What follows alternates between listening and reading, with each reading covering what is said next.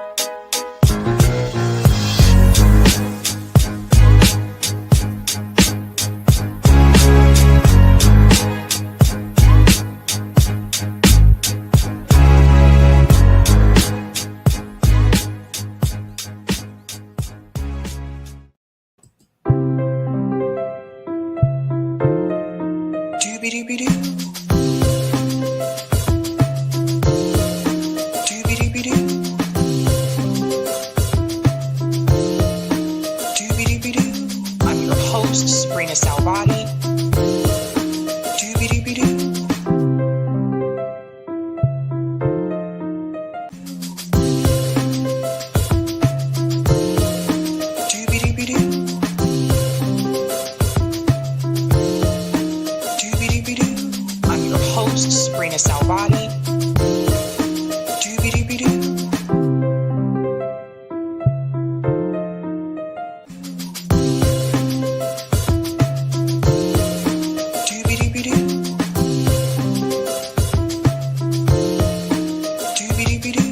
I'm your host, sabrinasalvati. I'm your host, sabrinasalvati.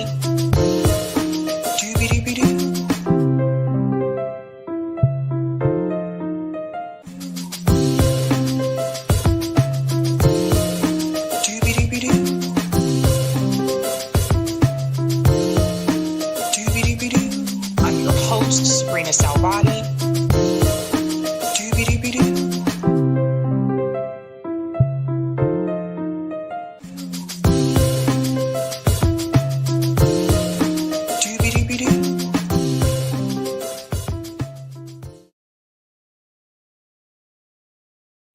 All right. Welcome to Sabby Sabs podcast. I'm your host, Sabrina Salvati.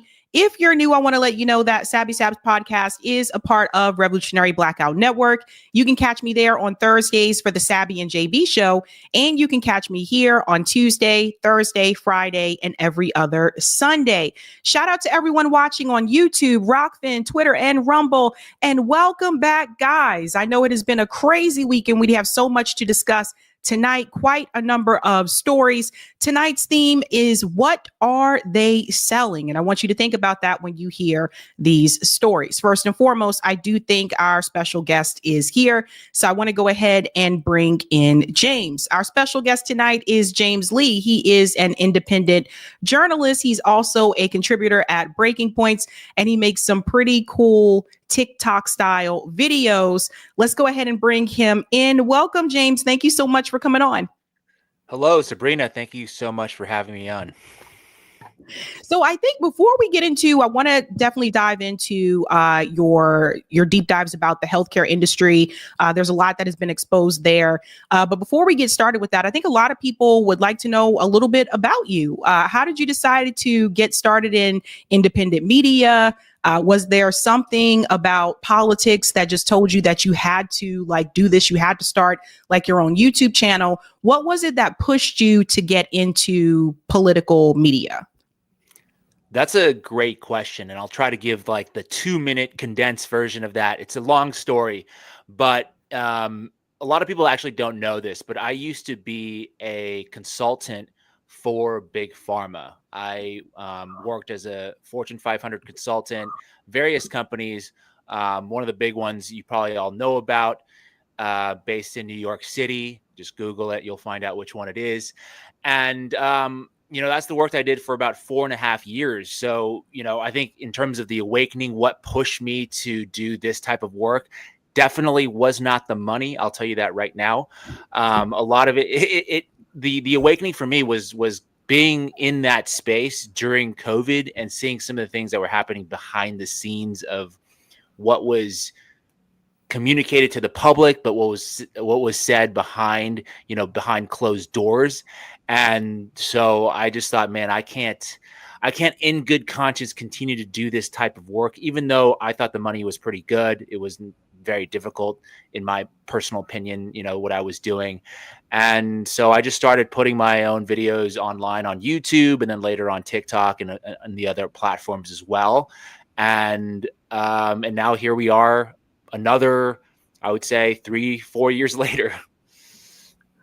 Yeah, I'm glad you mentioned that about the money, because I think a lot of times people don't realize, oftentimes, I think the topics that you and I tend to discuss, these are topics that are usually demonetized on YouTube. Like all the Israel videos, demonetized. Yeah. Even some of the ones about big pharma, demonetized.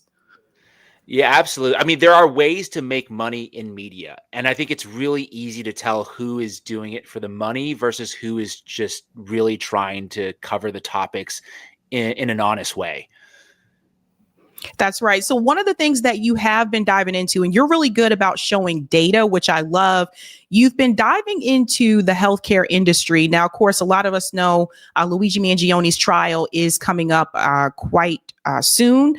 But I think even before Luigi Mangione, there were a number of us that were talking about the problems with the healthcare industry, with big pharma in particular. And I think Luigi's case here just made things amplify even more. So now everybody is talking about these issues that we have.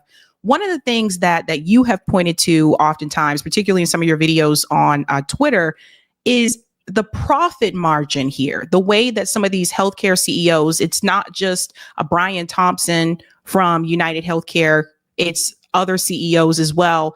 The profit that they've made off of the death and the despair of working class people. Absolutely. I think that's the main problem with, the pharmaceutical and the healthcare industry in the US in overall, is because it's so profit driven. The incentives get all screwed up, in that I'm not necessarily opposed to the development of new drugs or vaccines or any of these types of things that are, I think, now being demonized.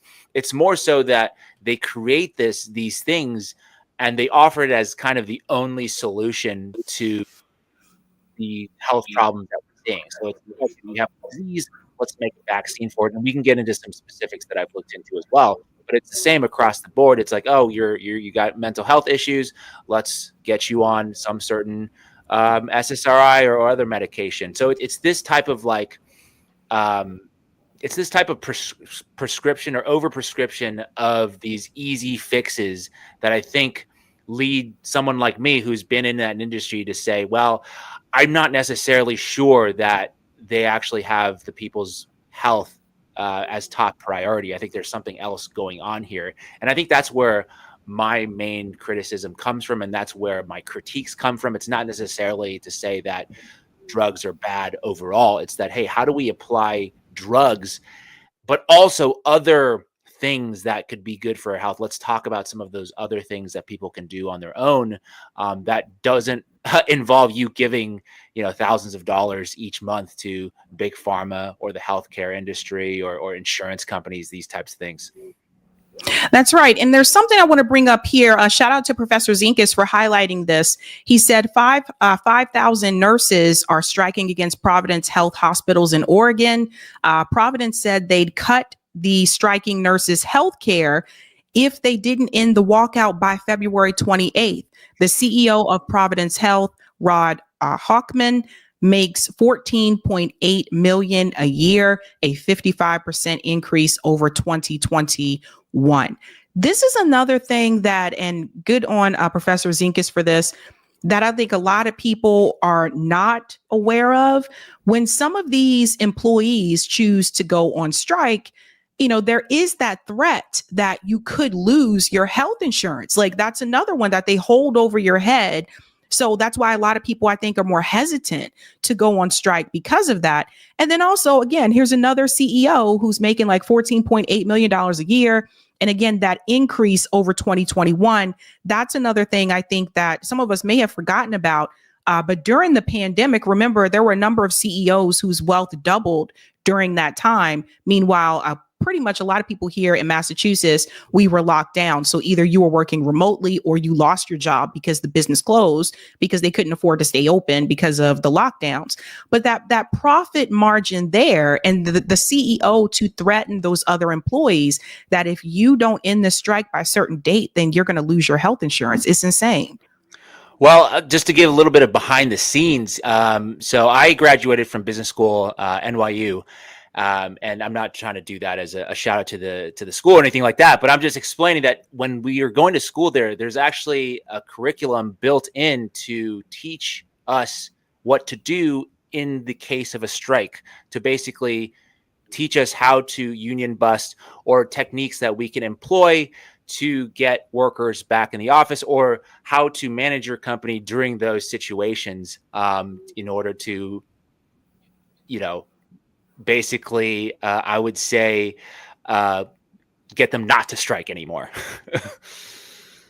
And I just had, and we had a whole course over that, and we were sharing some behind the scenes of this stuff, like trying to get into that CEO's mind, because I don't know who that is, but I can probably venture to say that he probably has a business degree and he's gone through the ranks of executive leadership and has been trained in this kind of thinking. And so just to get inside their mind, that's kind of how they think, is not necessarily in terms of like, how do we get people healthier? Even though he manages a healthcare company, it's that how do we squeeze everything out of not only the customers that we have, but also the employees that we have. And here are the certain techniques that I've been taught through my course of education and my experience over the years. And these are the things that we can do, because we know people got to eat, people got to find somewhere to sleep. So here's those buttons that we can push to get them to do what we want to do.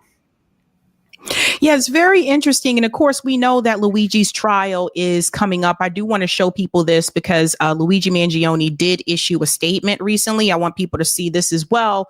He said that I am overwhelmed and grateful for everyone who has written me to share their stories and express their support. Powerfully, this support has transcended political, racial, and even class divisions as mail has flooded MDC from across the country and around the globe. While it is impossible for me to reply to most letters, please know that I read every one that I receive. Thank you again to everyone who took the time to write. I look forward to hearing more in the future. And that, again, that's from Luigi Mangione there. He brought up a point here about that this particular case, it has transcended political, racial, and class divisions. And I think that's what a lot of times like elites are concerned about. They don't want that, something like that to happen. With this Luigi situation, I want to get your take about this. One of the things that Chris Cuomo said is that he said, I've been talking about this for a long time, talking about healthcare for a long time, and nothing's changed. But I think that's the point that a lot of people are making. And so eventually, I think what happens is it's this choice of revolution or this choice of to be, complicit. And I think what happened with Luigi allegedly, we got to say allegedly. I think with that particular situation, because I have some questions there, but I think with that particular situation, it's that they chose the former. They chose, like, nothing is going to break this system. We keep asking politicians to do something about it. That's not changing. The CEOs continue to get richer and richer, and people are dying because they can't afford health insurance or they have inadequate health insurance. And it happens all the time. We've watched people go bankrupt because a loved one was diagnosed with cancer, whether they had insurance or not. Like, so these things do happen.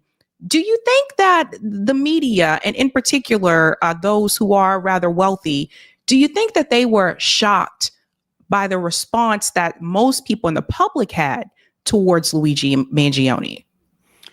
I think some of the people in the upper echelon, the executives, that are quite insulated from regular day-to-day, American life, would be quite shocked that many people at least expressed a form of apathy towards the death of an individual who technically did nothing wrong. I'm putting that in quotes because one could make the argument that denying people's healthcare is basically forcing them down, to die. Basically, you're making a fundamental choice that, hey, does this person live or does this person die? And there's a lot of power and responsibility in that job.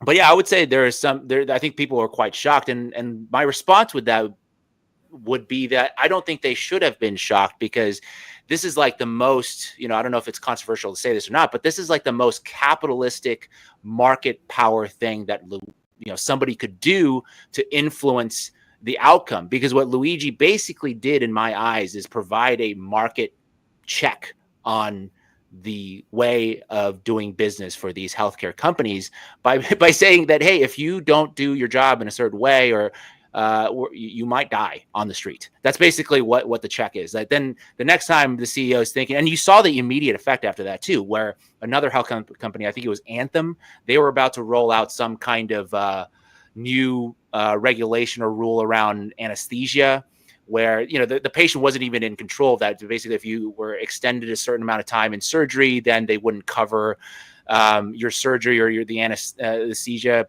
procedure. And they just rolled that back. So you could immediately see, okay, let's cool our jets on this a little bit. And, because our lives might be in danger. I'm not saying that this is I'm not out here saying that we should go murder everybody, but I'm just saying, hey, this is like a very capitalistic thing to do. We're providing a market check. So because I think the proper solution probably would be, regulation laws that say, hey, a healthcare company can do this, or they must, approve certain treatments, XYZ. It's all laid out. But if you have, arbitrary decisions being made by insurance companies using AI or whatnot to determine whether or not somebody gets covered, you could then argue, well, then in the absence of regulation, I would say, well, somebody taking extreme action is kind of the next step that they could take, because they can't really do anything other than that. So that's kind of what I would say back to them, say, hey, this is probably the most, capitalist market power thing that somebody could do. So there should be no surprise. And then it's the job of the market to kind of then, okay, so how do we stop this kind of thing from happening? That's right. And one of the things I think is important that you mentioned, that you used to work for Big Pharma before. And one of the things you said is that, while it was financially better than obviously YouTube, I think what's interesting is that a lot of those positions that are pretty profitable, those positions where you will be able to do pretty well financially, are not virtuous positions. Like, oftentimes, particularly in the United States, that's how it is. Like, this same thing, the CEOs of the healthcare industry, same thing. Like, that's not a virtuous job. But then there are those that say, like you did, okay, wait a minute, this isn't right. And you choose to make that decision that I'm going to do something different. But I think the vast majority of them, like Brian Thompson, they know that it's not right, and they choose to still participate in it. Yeah, that's a good question, if whether or not they know it's right or not right. Because I think coming from that world, and a lot of my friends are in this space, they all work for major corporations that everybody's heard of.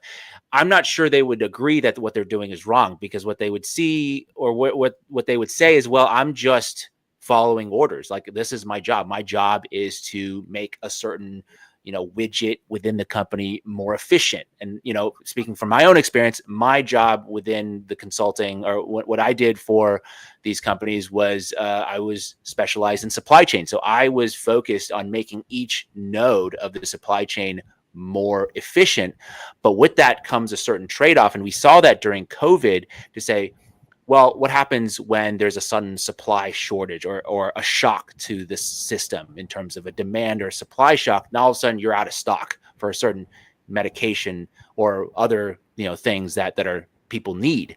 But our job is to make sure that everything is as efficient as possible, that you don't have any inventory sitting around for too long, which is really good when everything is humming quite nicely. But then when, some kind of pandemic happens and now we can't get the shipments in, this is really bad. And that's the kind of stuff that I pushed against, and on my way out was speaking out against, because they were talking about things like outsourcing manufacturing sites from the United States out of the country. And I said, well, hold on a second here. This is, one of your key, this is one of your key strengths, is being able to manufacture these drugs in the United States. So you want to get them out of here because it saves you a certain, amount of money, and this and that. And I got, a little bit of, I got in trouble for saying these kinds of things in these meetings, but I was kind of saying, well, this is maybe good for right now, but this is not good overall. But I would say, back to your original question, I'm not 100% certain that everybody in that world thinks what they're doing is wrong. I think that, their marching orders are very different from, looking at things from a societal perspective overall. Interesting point there. I want to pivot quickly also to DOGE. So I know you've done a number of videos about this as well. I'm a little split on this. So I agree with things like this. All right. Like uncovering this type of information. DOGE discovers 4.7 trillion in treasury payments were missing critical code. Traceability almost impossible. So I totally agree with like this government transparency. Like we should know this. And also the question I guess that I have is, are we getting a refund because of their $4.7 trillion? They just don't know what happened to it. Like, and they always complain about the budget, but they're not even tracking where all of the money is going. So I appreciate this type of information being uncovered. And I want to get your take on this as well. Like, I know there's a lot of criticism about DOGE. I don't agree with people losing their jobs. That's the other part I want to get to in just a second. But I do agree with the government being more transparent about how they're spending money, especially taxpayer money.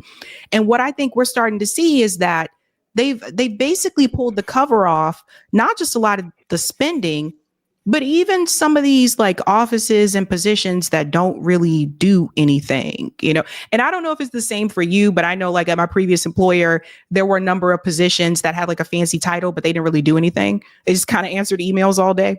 So I'm curious to get your take about DOGE.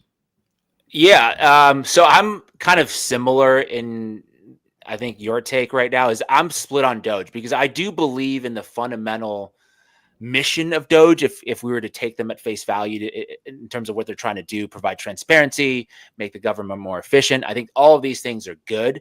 Now, the argument there is, okay, is Musk actually serious about doing this, or does he have other nefarious purposes? It's hard for me to make that judgment right now.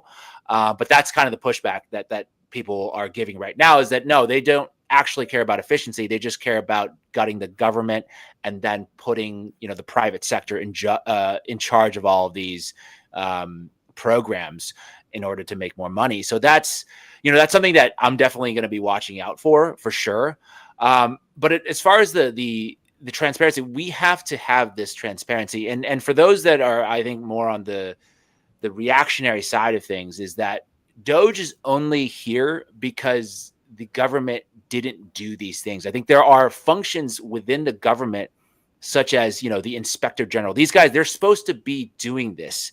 And because that they didn't do this, it allows room for, an independent agency, you could call them, an extra governmental agency to come in like DOGE to do this work. And yes, we're not sure if DOGE is doing the right thing or doing the wrong thing, but they're only there because the people who are supposed to be doing these things didn't do them, right? So I don't know if the 4.7 million or trillion was an accounting error, or these just, data spreadsheet issues, or did we really just lose $4.7 trillion to God knows who's, dipping their hand in the cookie jar? We don't know these things. And those are things that they, institutions, if we want the American public to trust institutions, the institutions need to self-regulate and self-reform itself, in order to gain that trust back, versus right now, I think they've lost a lot of credibility, which is why I don't know if you would agree with this or not, curious to hear your take, is that there's not that much public pushback against what DOGE is doing. I think there's some,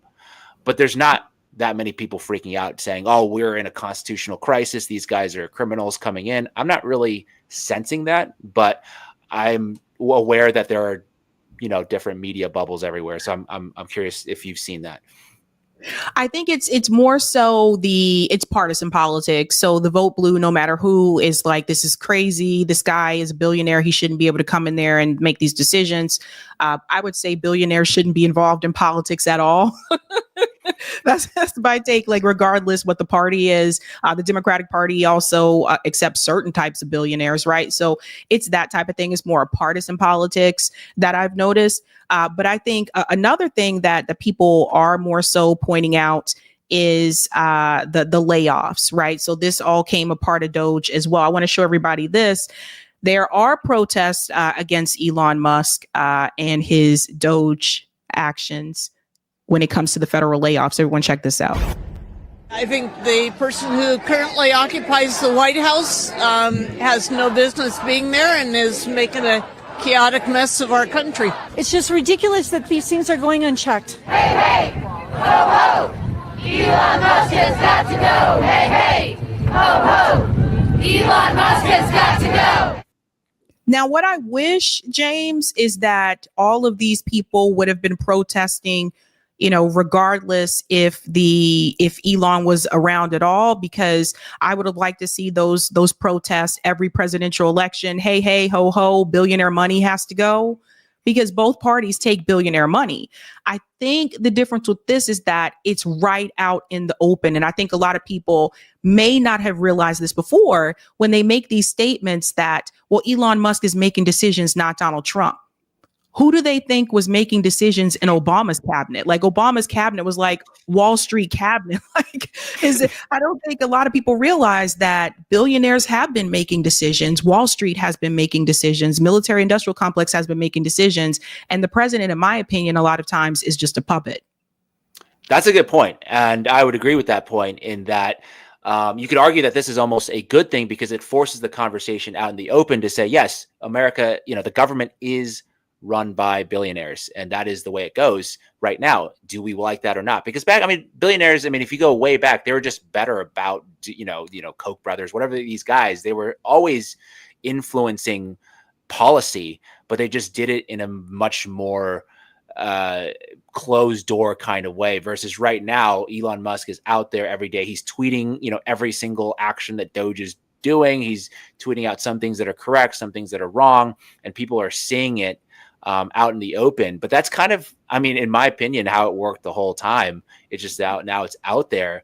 And I agree with you in that, I think we need to make a determination of, what do you want America to be in the future? It's like, if you can't, that's why I don't agree with the Democratic policy now of like, oh, there are some good billionaires, some bad billionaires. It's like, do you think that there should be, it doesn't even matter if they're a billionaire or not. Do you think there should be special interest money, lobbying from corporations, special interests in government? Or do we just want, our elected politicians to represent constituents directly? Right? Because that's what they're meant to do. But except now they don't do that.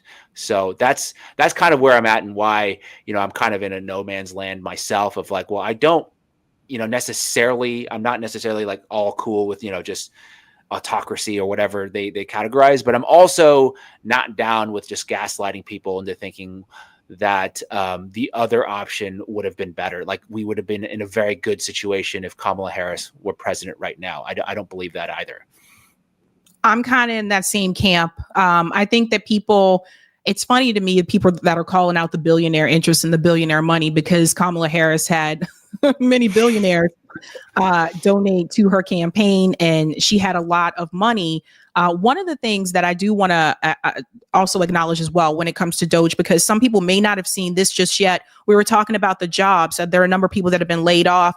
You see here in Kansas, rural Kansas is hit by federal job cuts as programs grind to a halt. So we're talking about the farmers here have been hit. And another one that I want to show people who I think sometimes people may not realize how important these positions are, but independent small park rangers among federal jobs cut by the Trump administration. So, and it's not just them, but this one here is in Philadelphia. What I want to mention to people as well is that the park rangers in particular, I believe they were already dealing with staffing issues, and now they're going to be even more understaffed.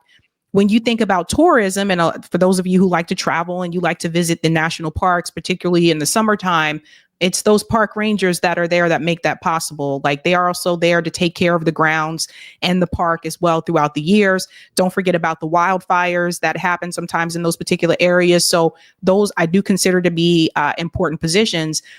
Now, to push back on that, some people will say, well, they can do some of those jobs at the state level.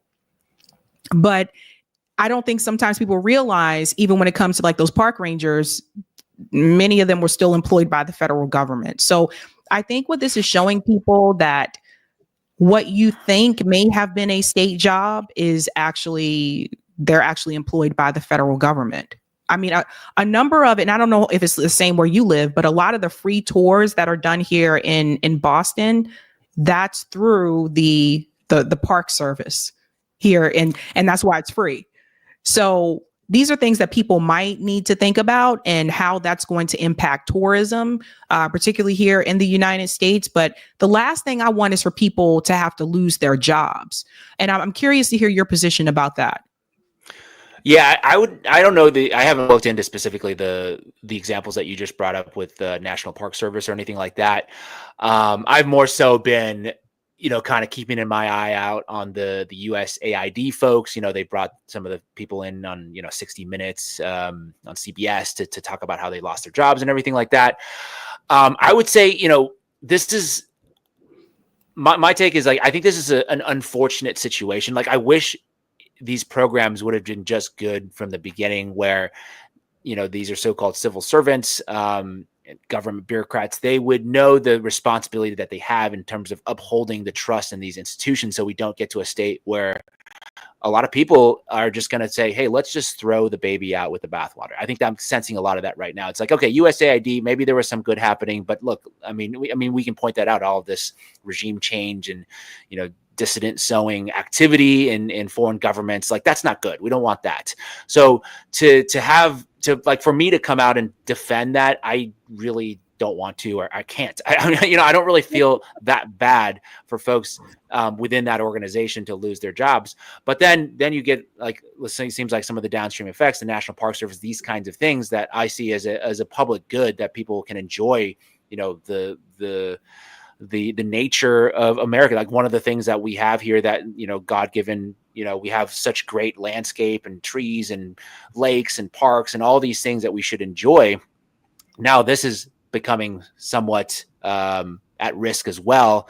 Maybe it'll be privatized at some point. I'm hearing a lot of talks of, like, hey, we should just get rid of the National Park Service. These should become private parks, because private corporations can manage them more efficiently than the government. And I think that's kind of the risk that we're falling into now, is that whether or not these institutions can kind of right themselves faster than the public's, kind of sentiment of, well, they're not doing a good job, let's get rid of it. And one of the examples that people bring up all the time, in terms of private corporations doing a good job running parks, is Bryant Park in New York. I'm not sure if you're familiar with Bryant Park. It is in the heart of Manhattan, and it's like a public square. People go there to eat lunch and all this stuff. And it is a privately run park. Even though it looks like a public park, it's privately run. So people always point to that and say, oh, look, they could do a good job, and it's accessible to the public. It's not like, Gramercy Park or whatever that's sectioned off and only for rich elites. No, there's other there's other ways to do this other than the government doing everything, which, because it's been run so poorly for a long time, it's hard for me to counter that and defend, these organizations that have been run, in my opinion, really poorly for a very long time. And what I'll add on to that in terms of the federal budget and cuts like that, I think where the rubber meets the road for me eventually is to see, okay, are they going to do cuts to the Pentagon? Are they going to look into, that waste, fraud, and abuse? If they don't touch that, which I don't know if they will or not, but Trump has said, yeah, we're looking into the Pentagon as well. He's not like, they're not ring fencing that or anything. But the significance of this program will come into whether or not they do look at these large scale programs versus like a USAID, which is almost like none of the federal budget, or the Park Service. I'm sure it's very little as well. And looking into some of these really large blocks of money that we spend that are actually deeply unpopular, but are protected by certain lobbying and industrial class of folks that have a lot of sway in policy making. Yeah, I totally get where you're coming from with that. It's really interesting as well, because when you said that they weren't taking care of these entities, it kind of reminds me, even with some of the local issues. The reason why we have such a poor subway system here in Boston is because they weren't taking care of the trains. They weren't doing the 5-year maintenance that they're supposed to do. A lot of things slid by. There were people who were falling asleep that were working on the trains, just falling asleep. So now we have gotten to this point where it's just an absolute disaster. And they're like, well, should we privatize it? That has been brought up because they neglected it for so long. So it makes me wonder. And I do feel like some of the things that are being said about DOGE are not the full truth. For example, I know you brought up USAID and them gutting that. But one of the things that Marco Rubio had said that I think some people didn't catch is that they were willing to try to keep the humanitarian part of USAID, even though, like I said, a lot of countries don't want it there at all. But the regime change portion was really interesting to me, because I did notice that typically the vote blue, no matter who commentators, they left that part out. They didn't mention what you mentioned in your TikTok style video on Twitter about how the money is actually spent and where most of the money was going to. They just said, oh my God, they're taking away humanitarian aid. So it's interesting how when you listen to different people, what parts are explained and what parts are left out. Absolutely. And this is the partisanship, unfortunately, in the media, where everything gets, kind of distilled down to whether or not you want to, shill for the Republicans or you want to shill for the Democrats, because I think there's money in doing that work, right? I mean, now getting to I'm fully independent. I'm full disclosure. Nobody pays me other than my contribution work for Breaking Points that I do a couple times a month, which is in itself an independent news organization. I don't really take any money from any side. So there's no incentive for me to talk about an issue in the way that they want me to talk about it. Whereas I do know I've spoken to some folks that, have either dipped their toes in that or completely gone into that side of things. It's much more lucrative to just, kind of be within one wing of US politics, because that's really what pays. Versus actually being independent, where everybody kind of just hates you because you're not you're not really trustworthy on either side. You're like, oh, this dude could turn on us any second here, depending on the issue. But you got to just do what feels right. And for me, I didn't get into this game to make a ton of money. I want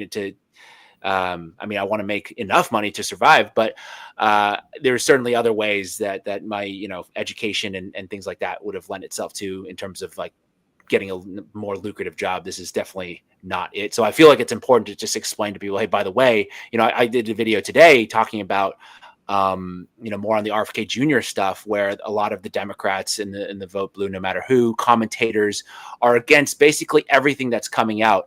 And, if you just read some of the executive order stuff, they're talking about like, oh, we're looking into the causes of, childhood chronic disease and obesity. And we're looking at, the health impacts SSRIs or other medications that have been used, drugs. And I'm like, well, these are good, or chemicals. I'm like, this is good. They're not really doing, the executive orders didn't say we're going to take away anybody's drugs. It just says we're going to look into the impact of health on these things, and we're going to come back with a report. That should be welcomed by anybody, because we don't really know for sure, like, if this is good or not. Because I just look at some of the charts, like they were talking and emphasizing SSRIs recently and saying, oh, this is like a war on mental health. But I'm looking at the chart, SSRI prescription going up, the last 10 years, mental health illness tracks in that same direction. So I'm like, okay, well, this doesn't really, if SSRIs are working, then the mental health, issues should decline. So there's obviously something more going on here that we should look into.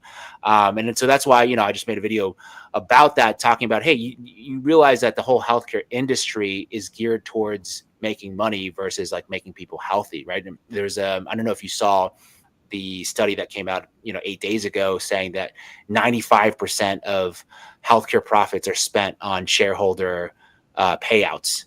And it was like trillions and trillions of dollars. And a lot of that money comes from taxpayer dollars as well. So that there's like a whole symbiotic thing that's going on, where, the government is in charge of all these health programs and they get taken advantage of by the private sector. And we're in this loop of just making sure that people are, healthy enough so they can work and do this stuff, but then also just, a little bit sick. So they also need some medication as well to keep them going. Right. And this is a whole huge loop of just money making, and we're just getting sicker and sicker.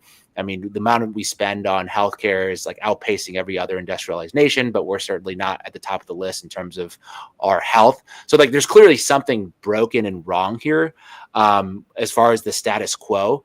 So like, yes, I understand some people's reservations with RFK Jr., some of the stuff that he's talked about. But what he's presenting here, at least, is something different. He's probably going to make a mistake or two, but it's going to be a different mistake. I mean, how many drugs have been put on the market that later they said, oh, well, this is very dangerous. It's killing people, so we need to remove it. Like, that's bad, too. But then nobody cares about that. No, it's true. That's a really good point. And I've had my criticisms of RFK Jr., especially when it comes to Israel. With this particular issue, he tends to be pretty good when it comes to the healthcare issue. And I'm so glad you mentioned that part about being independent. This is what I've tried to tell my viewers time and time again, is that it's true, like just what you said. When you decide that you're going to go one way or the other, or let's say you get like the sponsorship or whatever, it is true that they do want you to have certain talking points. And usually you're right, they want you to be in one camp or the other. And so then people will see like your videos and they're like, oh my God, this guy's making a lot of sense. Does he support Trump or did he support Kamala? Like instead of just paying attention to the facts that are presented on the screen, people will come over here and say the same thing. Like, wait, I don't get it. You don't support Trump, but you don't support the Democrats. I'm confused. I'm like, I'm trying to get people to pay attention to the data, the information, and policy, and try to like move away from the partisan politics and just pay attention to what is being presented in front of you. Because oftentimes, and I think you've noticed this as well, oftentimes people tend to agree with their political party, even when it's wrong. Oh, yeah.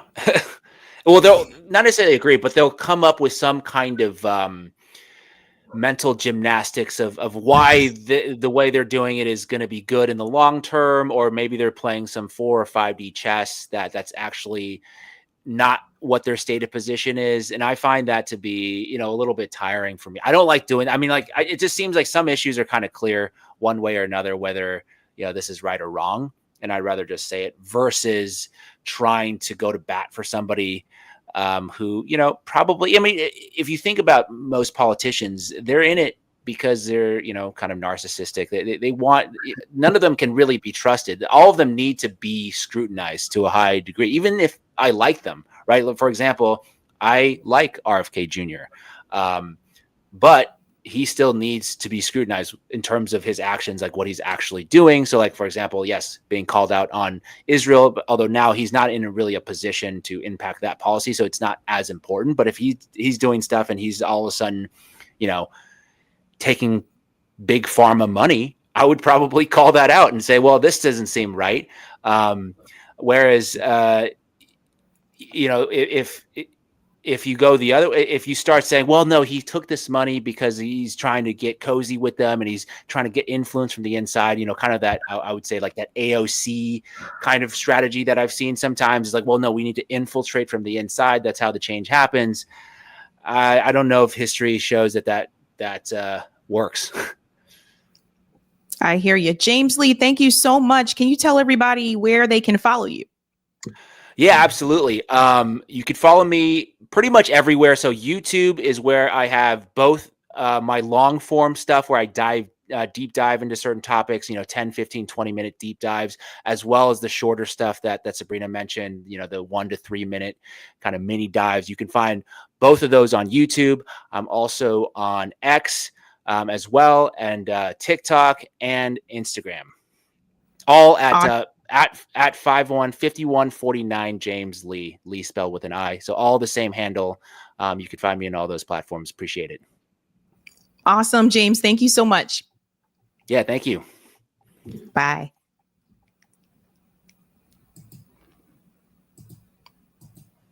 All right, guys, that was James Lee. Make sure you're following him if you're not following him on Twitter or on TikTok. Make sure you follow his work. I've shown a number of his videos on the show before, and now you get to meet him. He does a lot of data research. So definitely check that out. We have so much more to discuss tonight, ladies and gentlemen.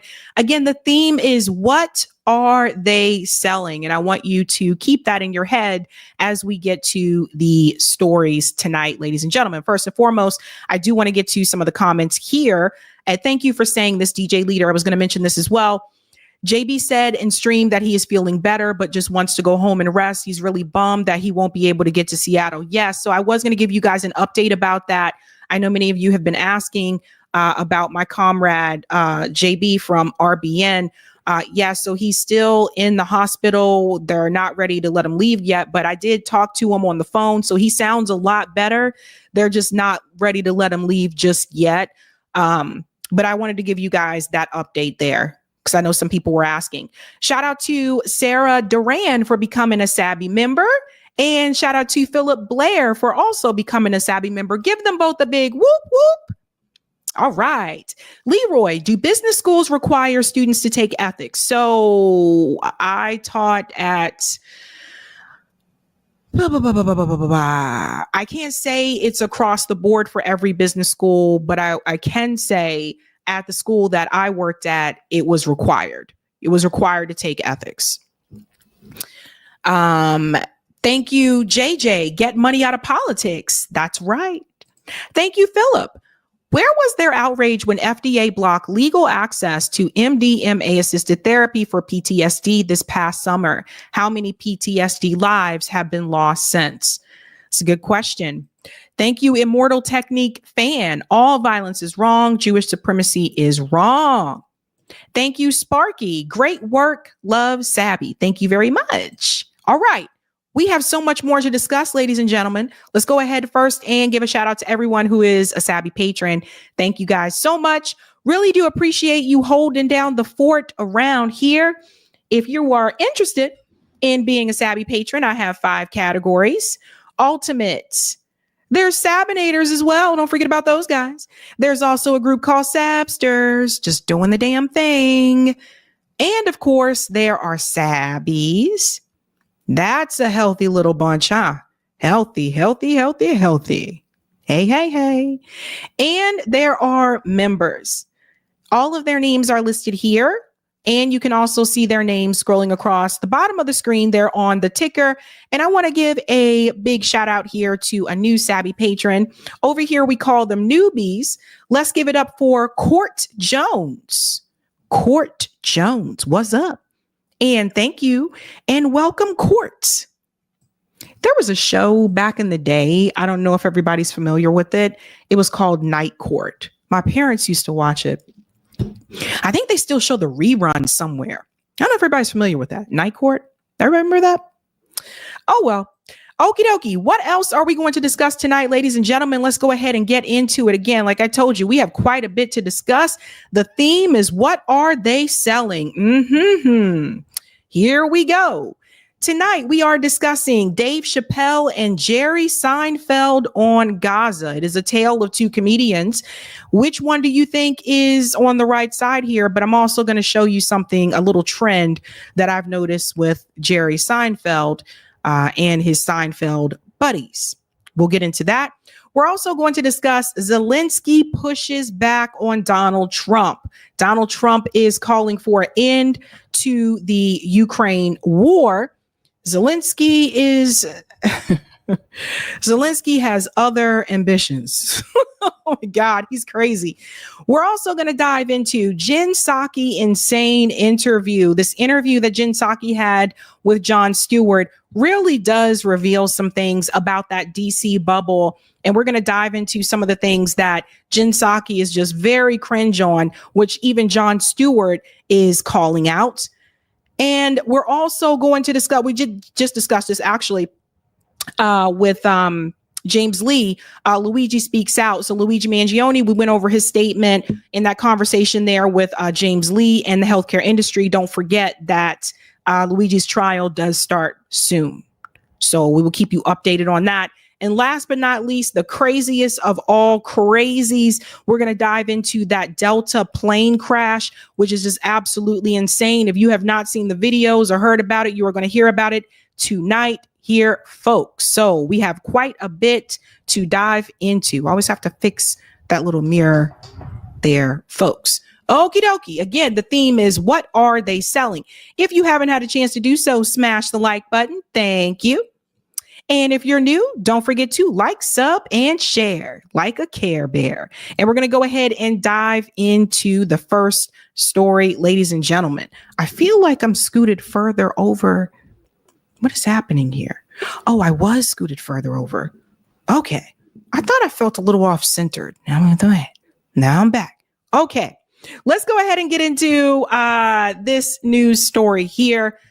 Crazy things happen in Toronto, ladies and gentlemen, where a Delta airline crashed and landed upside down. I kid you not. I've never seen this happen before. We're going to get into some of the mechanics about this crash, and you're also going to hear from a pilot who's going to give their expertise about what they think may have taken place here. Let's go ahead and dive into this first clip here, ladies and gentlemen. When the news first broke, this is insane. Hey, good day. We are coming on the air with breaking news out of Toronto. Toronto Pearson Airport confirming that a Delta Airlines flight from Minneapolis, St. Paul had a serious incident during its attempted landing in Toronto.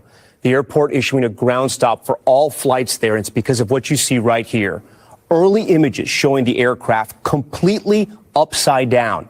But the airport authority reporting, and this is incredible, that, quote, all passengers and crew are accounted for. I want to get straight to Tom Costello, our NBC News aviation correspondent. Tom, when you see that picture and you hear from the airport, and again, things are fluid at this hour, that everyone survived, it's quite incredible. What do we know right now? We can clearly see all that snow on the ground. This is a regional jet. As you may recall, it was a regional jet involved in the incident in Washington a couple of weeks ago. This was a CRJ, a 900, and that means it can carry somewhere between 75 and 80 passengers inbound from Minneapolis into Toronto. Weather at the time, 18 degrees and blowing snow. Apparently, as it came down and landed on the runway, something went wrong, and somehow this plane ended up upside down. Literally, you're looking at the bottom of the plane there. There's an incredible image right there as the plane is. We'll pause it here. So this was the first image that I saw about this incident, and I was like, holy smokes, Jesus Christ, the plane is upside down. Huey here is correct. That pilot is badass. No one died. And that's exactly what I was thinking. I am, very much grateful that everyone lived, that everyone survived. So that pilot did, I don't know. But it kind of reminded me of the movement. Did you ever see the movie with Denzel Washington? I think it's called Flight.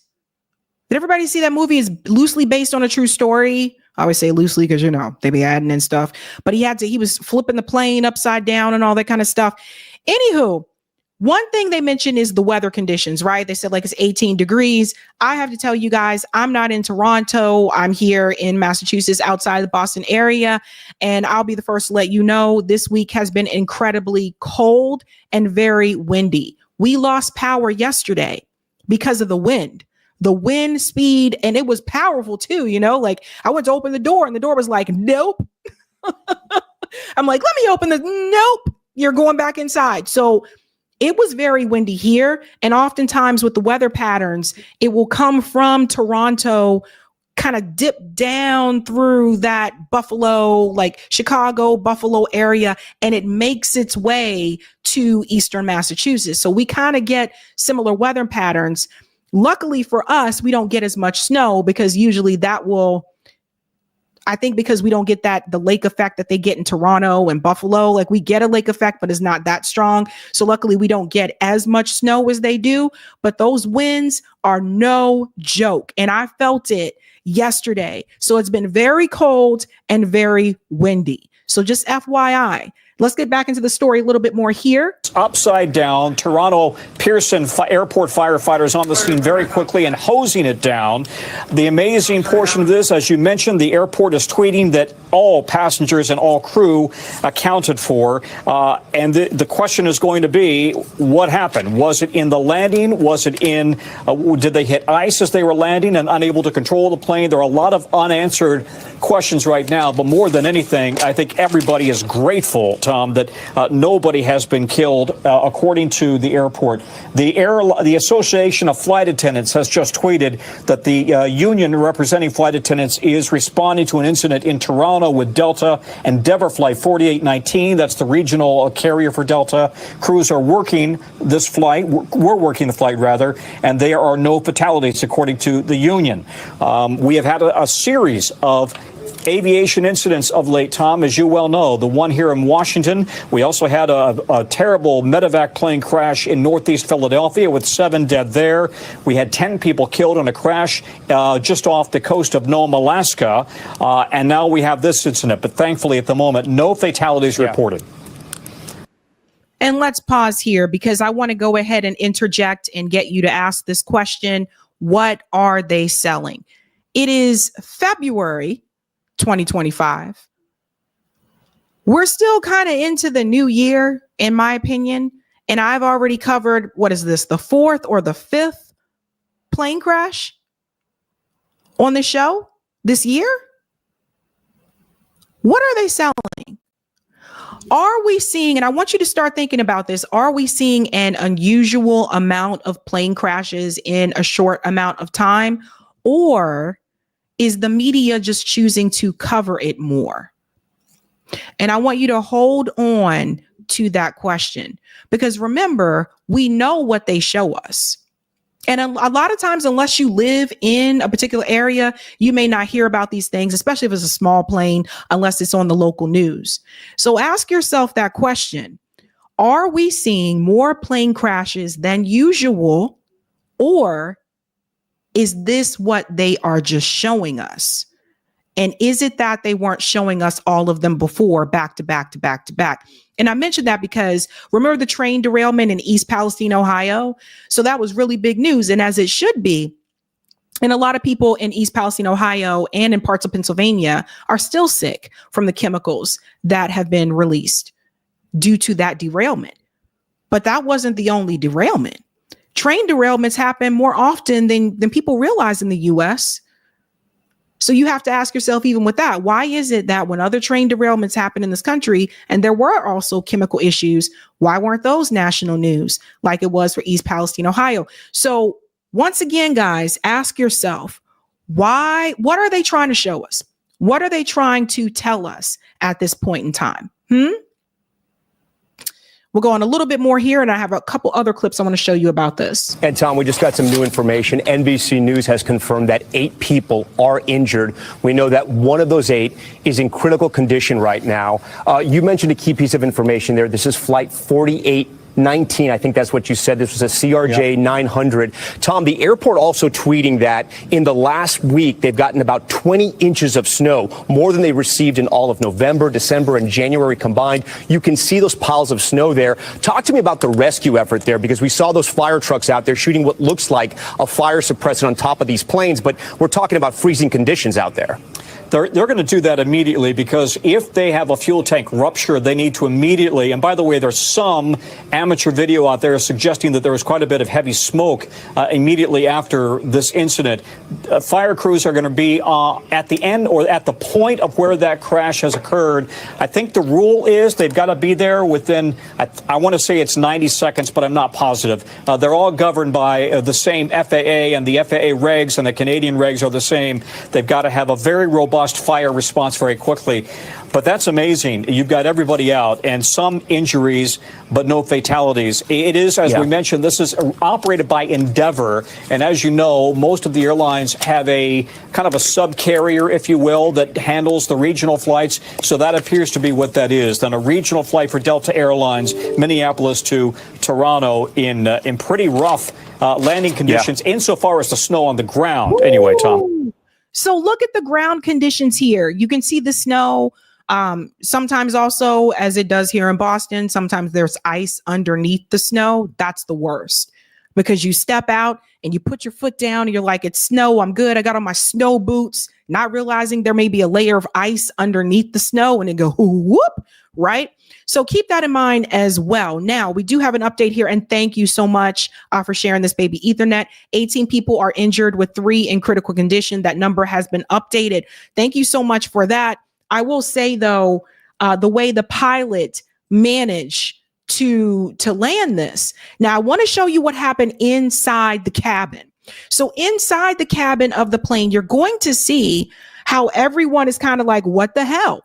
Passengers exiting Delta plane that flipped upon landing in Toronto today. And this is, I believe, when they're upside down. Yes, when they're upside down. So you can see what the situation was inside the plane. Listen to this. Everything, drop it. Come on. Don't take your video. Take that phone away. On the way. Holy fuck. Holy fuck. Holy fuck. Oh my fucking God. Yo, I was just on this fucking plane. Oh my God.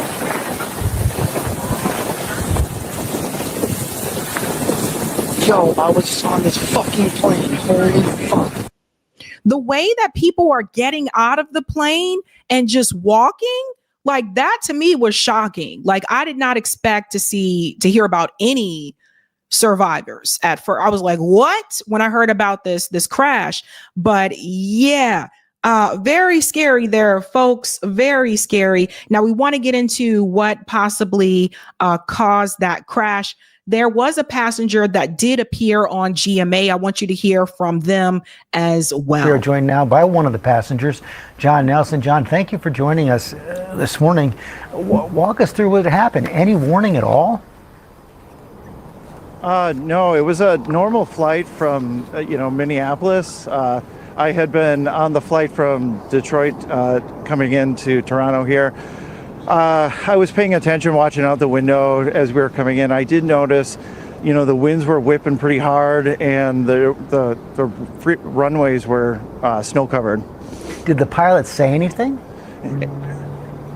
No, there was no warning. We were coming in for a landing, and when the plane came in, we hit the runway really hard and like extremely hard, and we kind of popped up and it felt like we were leaning to the left. And then what happened was it was just incredibly fast. There was a giant firewall down the side. I could actually feel the heat through the glass. And then we were going sideways. I'm not even sure how many times we tumbled, but we ended upside down. I was hanging there in my seatbelt upside down. So you're saying... And ladies and gentlemen, this is why they tell you to remain strapped in and seated until after the landing and they give you the okay to take off your seatbelt, because anything can happen when that plane hits that runway. So notice he said that the runway was snow covered. So my question is, who cleared the landing? Like how, there's that. And again, there's also the issue with the wind. It was very windy. I told you, we felt it all the way over here in Massachusetts. The winds are not playing around. So you have to ask yourself, though, who said it was okay for that plane to land if the runway was all covered with snow, right?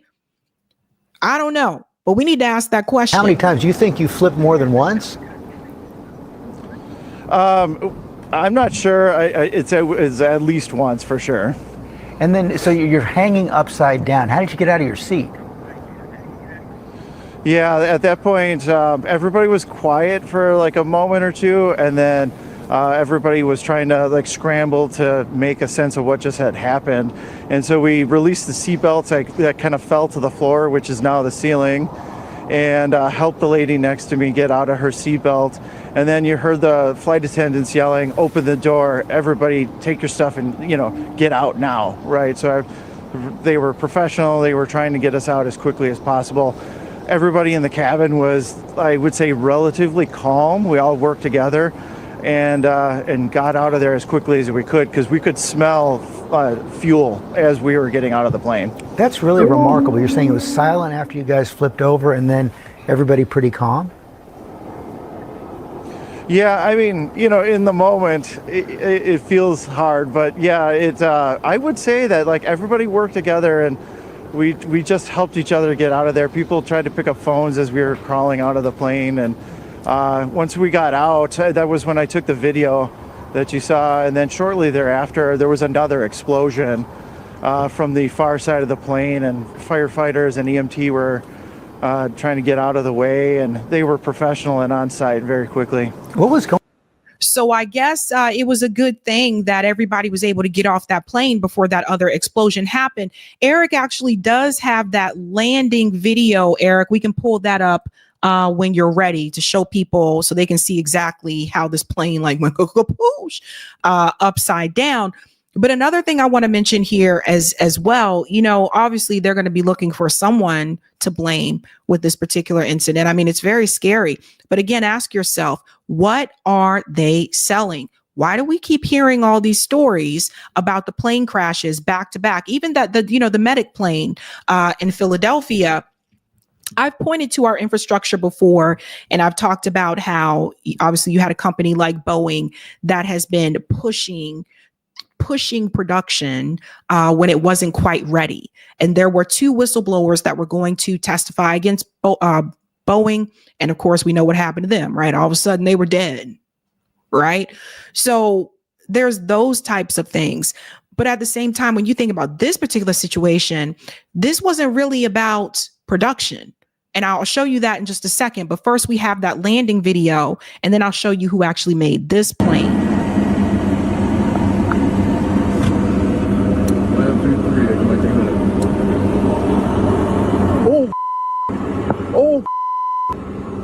Oh, no.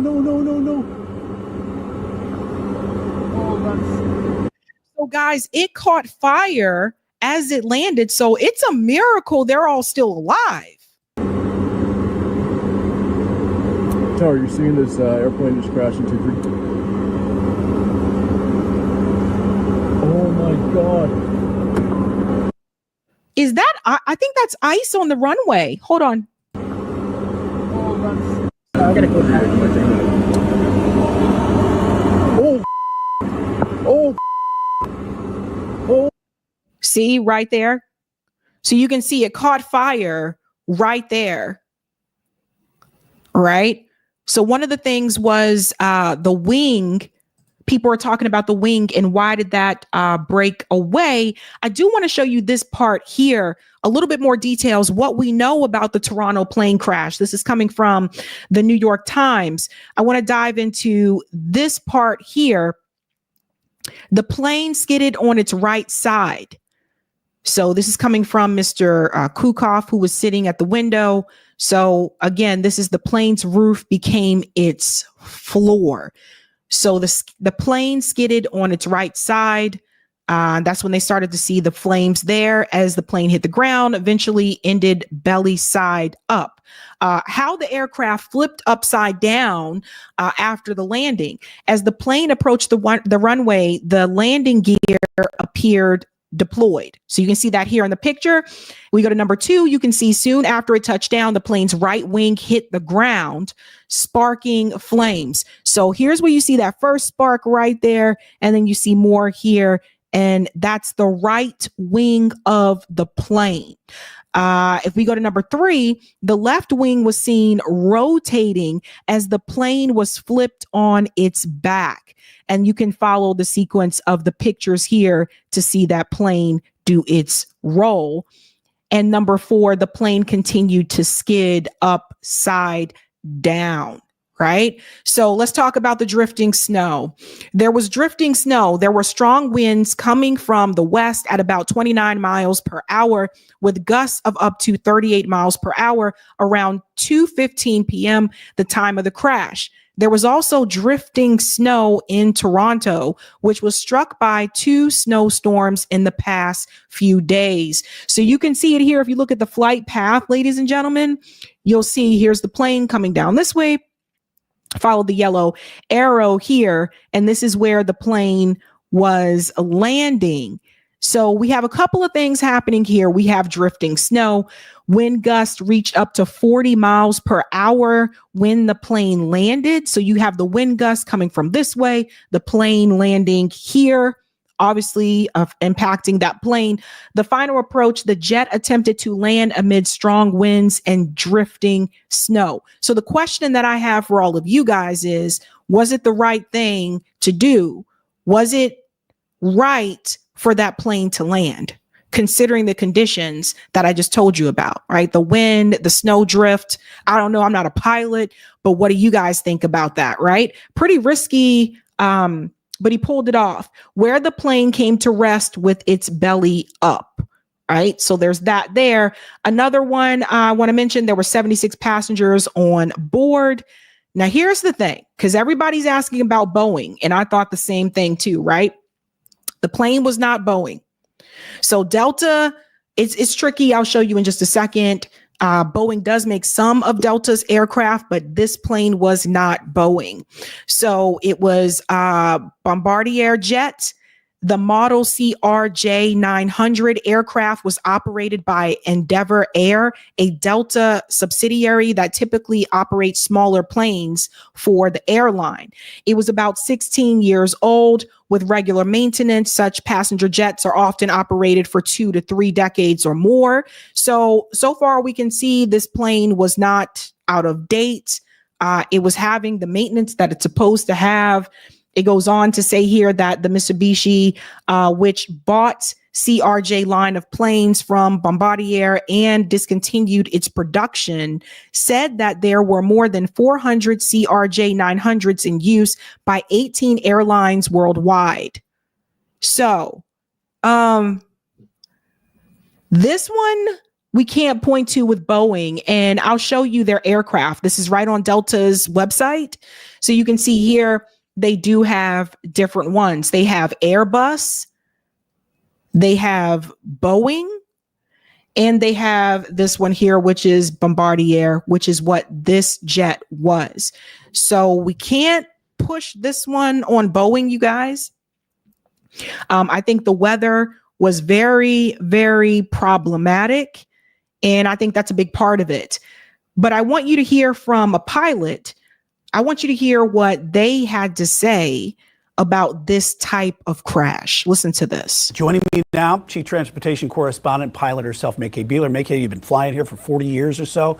Lots of different aircrafts. What do you make of this thing that happened yesterday? So, you wonder, was it totally environmental? Was it snow? Was it ice? Was it the runway? Was it pilot error? Was it mechanical error? Was it the wind? Was it all of that together? So when you have gusty conditions like that, that's a pretty tough situation. If the wind is steady and it's coming right down the runway, that's easy. A nice headwind's going to slow you down. You're going to have a nice soft touchdown. If you have a tailwind, it's going to increase your airspeed. You're going to use more runway. But if you have a crosswind, they say now there was no crosswind, but there was evidence of very strong crosswinds, and that's when the wind is at 90-degree angle to the runway. So if you don't correct for that, the airplane is going to veer off to the other side of the runway. So we have to pause. So does everybody hear what she just said? That you have to correct for those types of weather conditions. So it sounds like to me, she's kind of like pointing the finger towards the pilot. It seems like she's saying that the pilot didn't correct for the weather conditions that were present at that point in time. So that's part of it there. Think about that for a second. Steer the airplane to stay on the center line. So a lot of work goes into a crosswind. Now, a steady wind is okay. We know the wind is steady at 15 or 20 or 30, but it gusts, that's unpredictable. It can come and go when you're least expecting it, and it can veer in direction. It can be variable, so it's kind of a gamble. We've seen some of the videos here while that it was a hard landing that had, especially on the right side, where it looked like maybe they came in late on the runway, a little steeper altitude, but the wind gusts really affected how you're coming in, but you have to account for that as a pilot when you're landing. Yeah, absolutely. It does look like the airplane was on a nice stable approach coming down, but unfortunately landed, according to video and according to experts, it landed really hard. And then the right gear collapsed, the wing hit, the left wing was still generating lift, so the airplane turned over. So it appears, we don't know, investigators will tell us, that it was a hard landing, more than 2 Gs. Okay, a hard landing.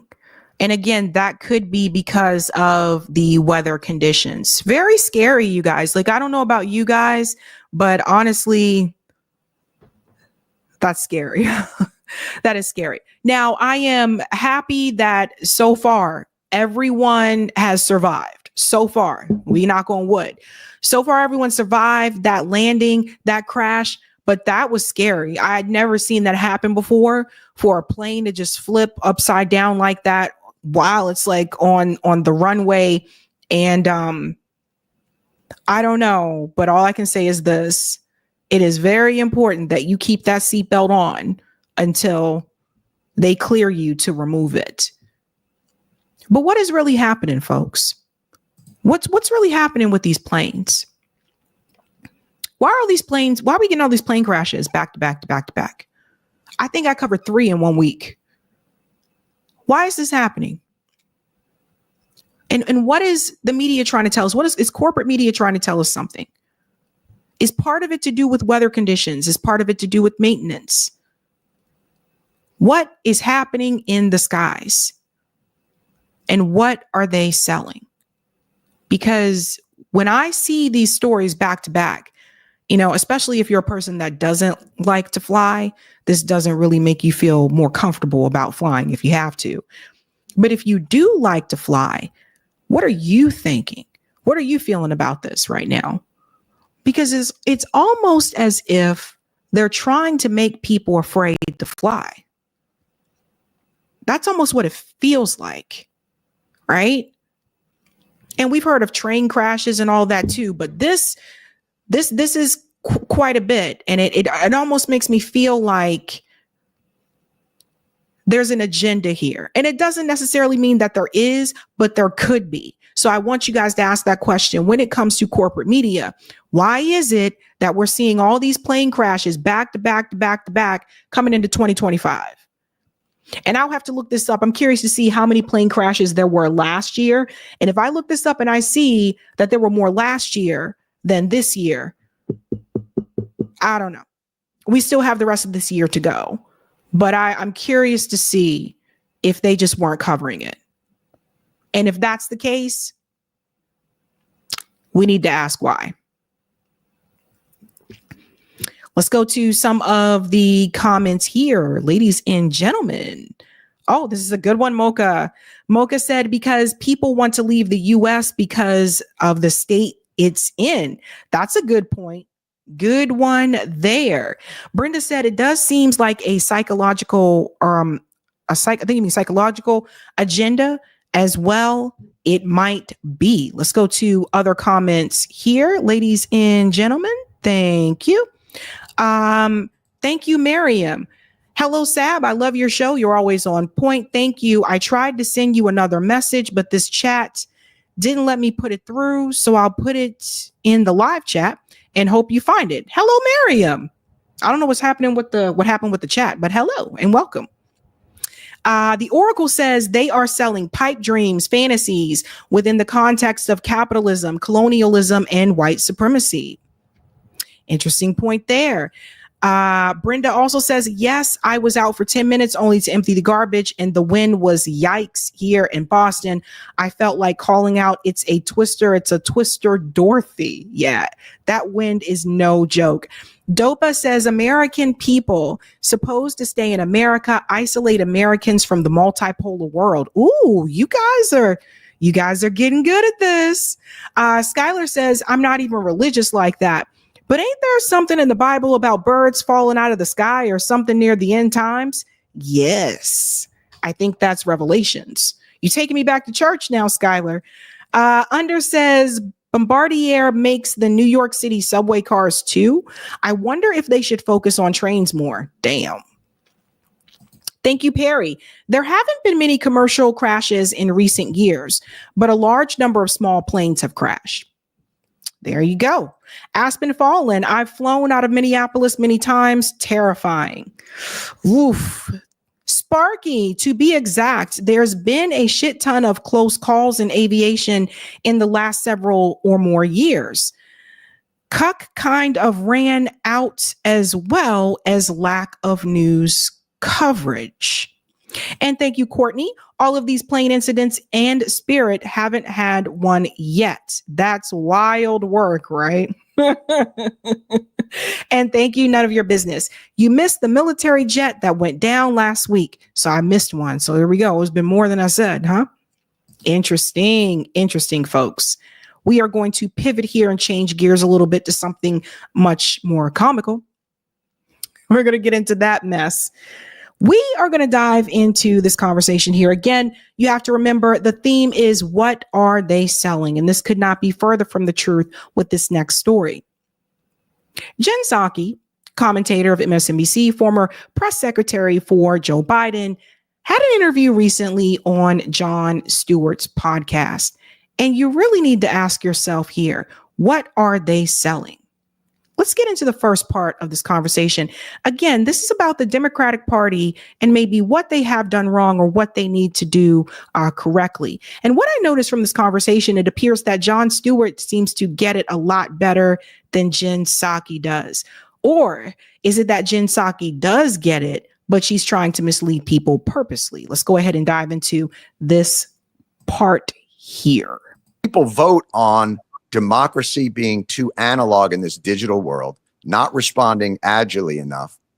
And now, by going through this real executive unitary kind of reordering of constitutional powers, is he doing the people's bidding? Is he doing this thing that will make democracy? How do you process that? Well, one of the ways I process it is that I feel like when Democrats, and including people who are on television in a variety of ways, were saying things like, "Thank you, authoritarianism is under threat and democracy is on the ballot," I think we were misspeaking in a manner that was so academic and ivory tower. It wasn't talking about a lot of the things people actually care about. So I don't know that people voted against democracy. I think they voted in some ways against protection of status quo. And pause. So here's the first question I think we all need to ask. If Jon Stewart wants to know why voters voted the way that they did, or I would say why more people stayed at home, shouldn't Jon Stewart have that conversation with everyday American voters? Instead, he's having that conversation with Jen Psaki, who is a commentator for MSNBC, who does have a certain agenda. Remember, MSNBC leans left. Fox News leans right. So when they answer these questions, they're going to do so in such a way that benefits their leaning, the way that they lean. Jen Psaki is not your average voter. Jen Psaki is, again, she was Biden's former press secretary. Why are you asking her about the way that people voted or why a lot of people decided to stay at home? So here's Jon Stewart. This is his own podcast. This is not, a part of the Daily Show. And even he's doing it. And this is what I said before about a lot of these people that go start these separate podcasts and they say, well, I'm not corporate media, I'm independent, etc. But they do the same things that corporate media does. If you want to know how people voted or why they voted the way that they did, or if you want to know why they decided to stay at home, you really have to go to the streets. You really have to do what some of us have done, like myself, like JB, those of us at RBN. Jordan Sheraton does this a lot on Status Quo. Like they're always on the ground. You really have to go ask those people. Stop asking like Jen Psaki, Simone Sanders.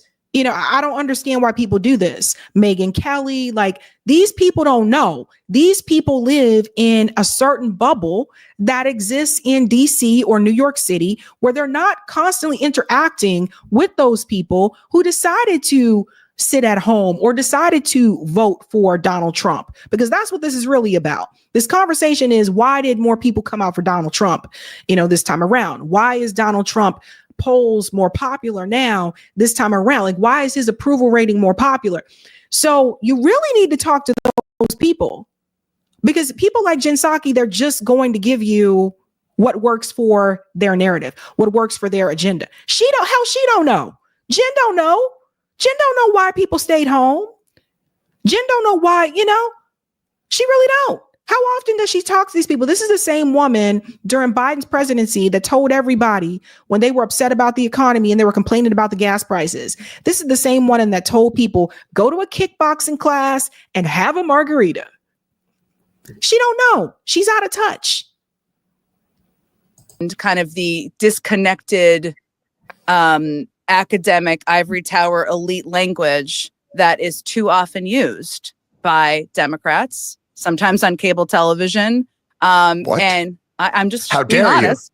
I'm being honest. No, that was one of my takeaways after the election was like, cross authoritarianism and oligarchy out of every script. Nobody talks this way. I don't think that's the only thing, but I do think looking back at the election, one of the outcomes I hope people who are not thrilled by the Trump administration, which is a whole lot of people, take away is that Democrats and people running weren't talking to a large swath of the country. They were kind of talking to a small group of people, progressives. They were talking to people who were primarily focused on things that were, in my view, more academic than they were real issues. So here's another example. She says Democrats were talking to a small group of people in the country. Then she mentions progressives. When were they talking to progressives? If they were talking to progressives, why wasn't there a progressive agenda? If they were talking to progressive, why was Kamala Harris campaigning across the country with Liz Cheney? What are you talking about? The progressives were ignored. Now, to her point, they were talking to a small, group of people. I would say that group that they were talking to is the DC bubble. That elite, dim establishment DC bubble. I would say that's who they were talking to, the consultant class, the people that constantly, go out and push these political campaigns. Those were the people that I would say they were talking to. That is a small group of people. But I wouldn't say they were talking to progressives. If anything, they didn't want anything to hear. They didn't want to hear what progressives were saying. Progressives were continuing to tell them ceasefire and arms embargo to Israel. They didn't want to hear about that. Kamala Harris shooed those progressives away. So that's misleading. This is similar to what Chris Cuomo did. He said, oh, you're talking to those progressives. Nope, that was not what was happening. They're trying to make it seem like the Democratic Party has been giving more attention to progressives when in actuality, those are the group that they tend to ignore. Liz Cheney got more time, boo. Liz Cheney got more time. And I think we're going to let's go to another part here, because this is trippy. Like, we have a couple of clips here. Let's get into this part of the discussion. I broke it up into little segments because I thought you guys would get a kick out of this. I think what he's saying is that's not how the world works. So I am going to exploit corruption because we're the biggest bullies on the planet. And it's time that we swing our thing and make that happen and say things like, hey, Canada. I mean, why are you going? Why Canada? He's trying to talk about Donald Trump. He said Donald Trump is making people believe that he's going after corruption. But is he basically exposing how the world and how business actually works? First of all, now I'm going to keep thinking about Donald Trump swinging his thing, which Please is a don't phrase do that. you just apologize for you that. just used. It was but, it was a Teddy was in the riff. Roosevelt It was in the riff. big stick thing, and I got it. All right. Okay, I think what it is exposing is how he thinks the world should work, right? And how he thinks business, to your point, should work. But does it work that way, Jen? I don't think that actually government does work that way. And I don't think I think there are corrupt people in both parties. And we know that Eric Adams, well, I guess who knows what's happening with him next. Menendez, there are corrupt people. But I think that for the most part, the people who have been leading the Democratic Party, at least in recent years, have been trying to do good in more of a way of protecting rule of law, of trying to stand up for people in this country than what we have seen from what has become Trump's Republican Party. So what is Jen Psaki selling here? She believes that there are corrupt people in both parties. But what Jen Psaki does not do is she doesn't take that extra step to just blatantly call it out, which is that both parties are corrupt. Jen Psaki is still trying to sell the Democratic Party to the average viewer watching Jon Stewart's interview with her. And you should look at the comments. They're pretty laughable because I don't think a lot of people are falling for this. What is she selling? She's still selling the Democratic Party. So the way that you get away with that is that you call out that there are corrupt people in the Democratic Party, and you'll call out, of course, the corruption in the Republican Party, but you won't take it a step further and say that the party itself is corrupt. She then proceeds to say that the Democrat leaders have been trying to stop that. Really? Did Nancy Pelosi try to stop that? Nancy Pelosi, who participates in insider trading, that's also corrupt. So you see what she's trying to do? She's still trying to make sure she toes that line so she can still get access to some of those Dem leaders on her MSNBC show. If you want to point to corruption, you can't just point at Menendez. You can't just point at Eric Adams. You also have to point at Nancy Pelosi, who was in charge of the House. So the Dem leadership is also corrupt. And that's because the party is corrupt. But she's not going to say that. And Jon Stewart isn't going to say that either. So what are they trying to do? They are trying to convince you that there is some issues within the Democratic Party, but it's because of these few people. But the party itself is still good and decent. We have to be very mindful of the message that people are trying to send. And this is what I get across. That's why I watch these interviews, and I'm crazy like that, okay? I'm crazy. I watch these things like multiple times. I watch these interviews multiple times. And then people will be like, Sabby, oh my God, how are you doing this? Da, da, da. Because I watch it once with no intentions. And then I watch it a second time and I try. That's when I do the stop, pause, and all that type of stuff, because I'm trying to see, what did I miss? What did they really say here? So that's important that you understand what Jen Psaki is ultimately trying to do. She is trying to still make the case for the Democratic Party, and she is still trying to sell and promote the Democratic Party at all means necessary. Let's continue on. It's not the party of Mitt Romney or John McCain anymore, from what that version of the Republican Party is. But that party was ineffective to a large. That's what I'm saying. The world doesn't work that way. Like when we say, we're promoting democracy and goodness throughout the world, and yet we bomb the shit out of two countries for 20 years, create untold instability in a region because of our own interests. What he's saying is, I don't want to give money to Ukraine unless they're going to give us rare earth materials, according to that value. But that may be giving him too much credit. No, I think he said it literally. I understand that. But also, he loves Vladimir Putin and loves his dictatorial nature. And I think he also might be inclined to just say, you know what? You take whatever land you want and we'll end this whole thing. And then I can say I ended this war. So do you see the difference here between what Jon Stewart is saying and what Jen Psaki is saying? Jon Stewart is calling out the fact, he's like, yo, we bombed this country. We killed all these people. And I feel like her focus, again, her job is to make sure that she continues to demonize the Republican Party. That's her job. If people are wondering, that is her job.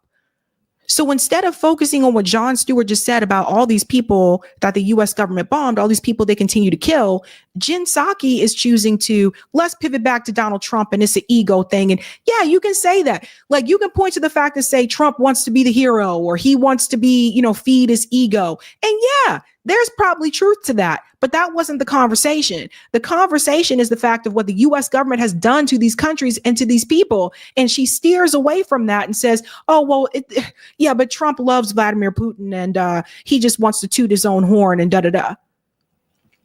Instead of focusing on the issue at hand.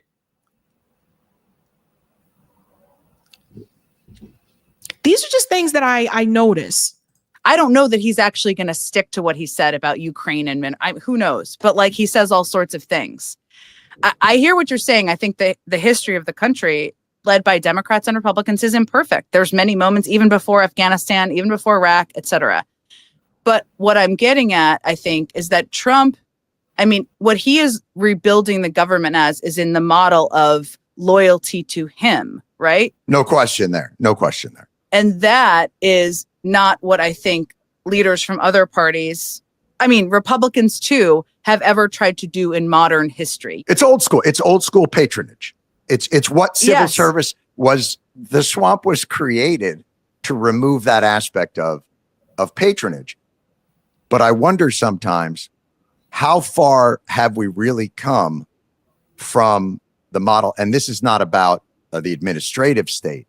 This is like, how far have we come from the model of searching the globe for cheaper materials and cheaper labor? And when we pretend that we're doing it for moral value and freedom, are we kidding ourselves?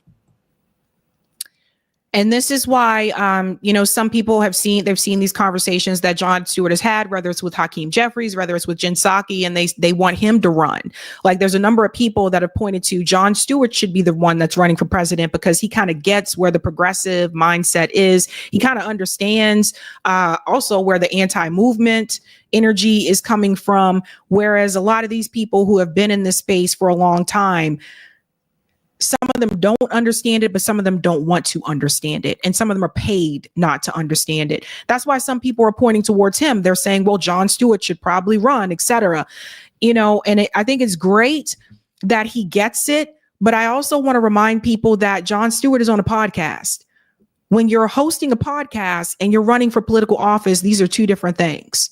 So while he may be a little bit more free right now, he's not a candidate. So just keep that in mind. When you're not a candidate, there are certain things that you're going to say that you may not say if you're running for office, especially if he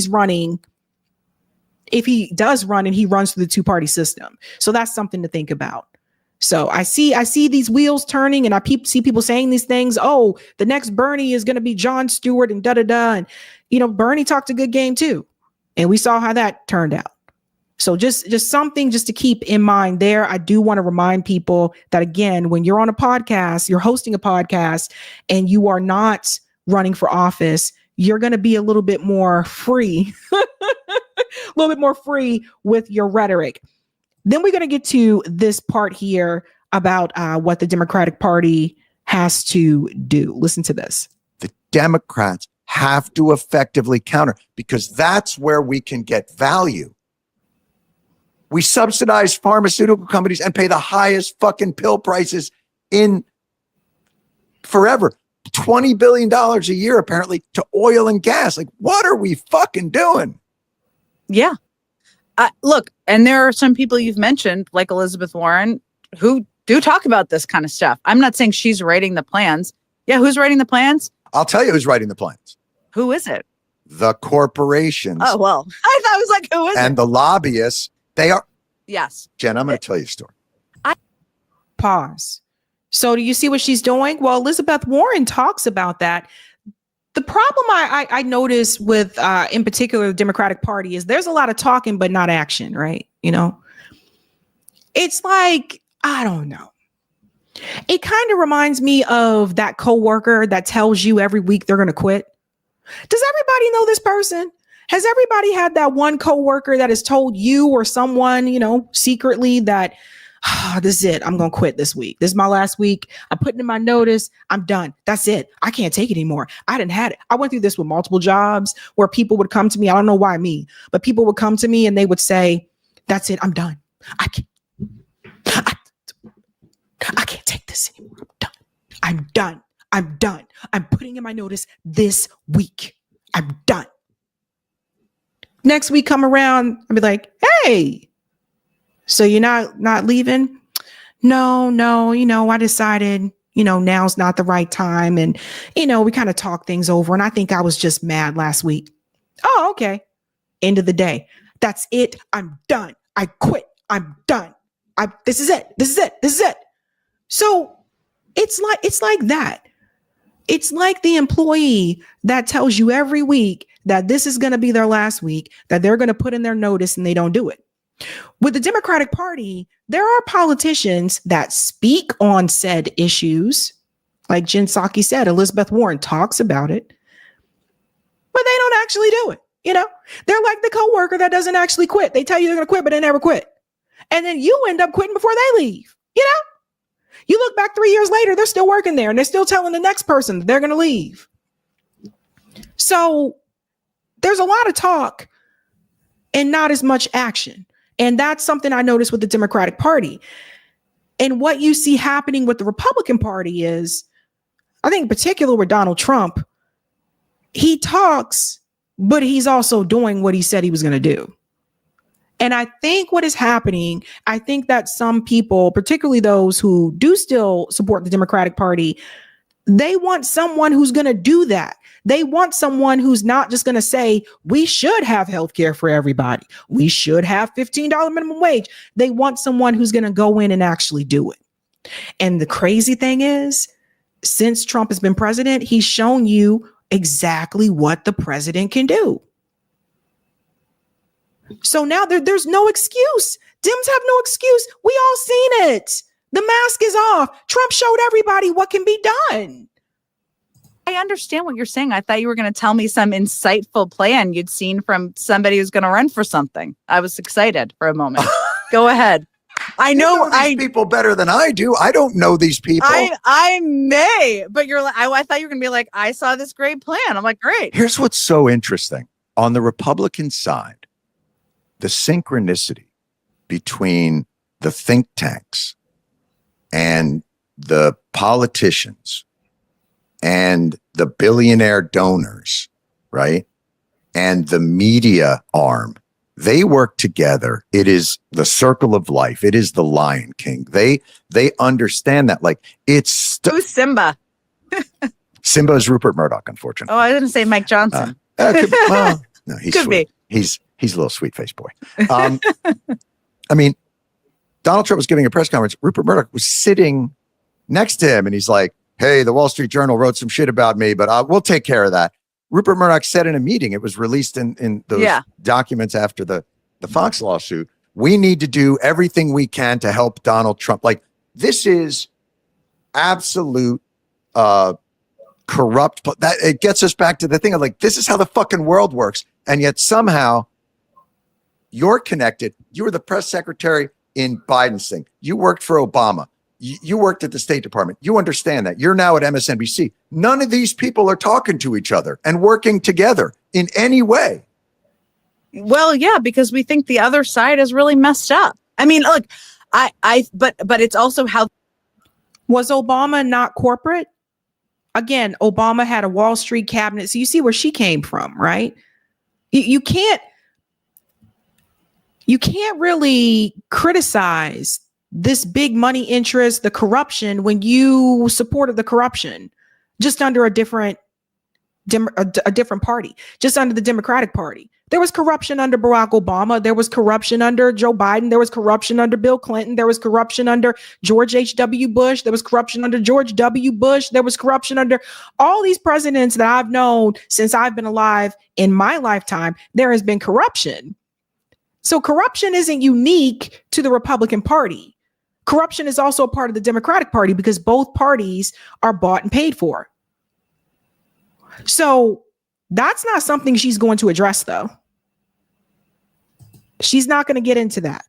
The world is working, which I think is a huge problem that Democrats need to be clear and aware of. I mean, Hannity was like meeting with the Republican caucus. There's more and more and more examples of what you're talking about.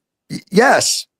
And it seems very effective, but also effective in that they're creating policies. Now, I don't like a lot of them, and I think they're lying about a lot of them, but they've certainly created a machine. And nobody is building that machine as far as I can tell. And even within the media, you know, Rupert Murdoch and then Roger Ailes, and now I don't know who's running, but they run it with a really clear mandate. You're at MSNBC. Do they come to you every day and go, here's what we think is important to preserve and fight for whatever?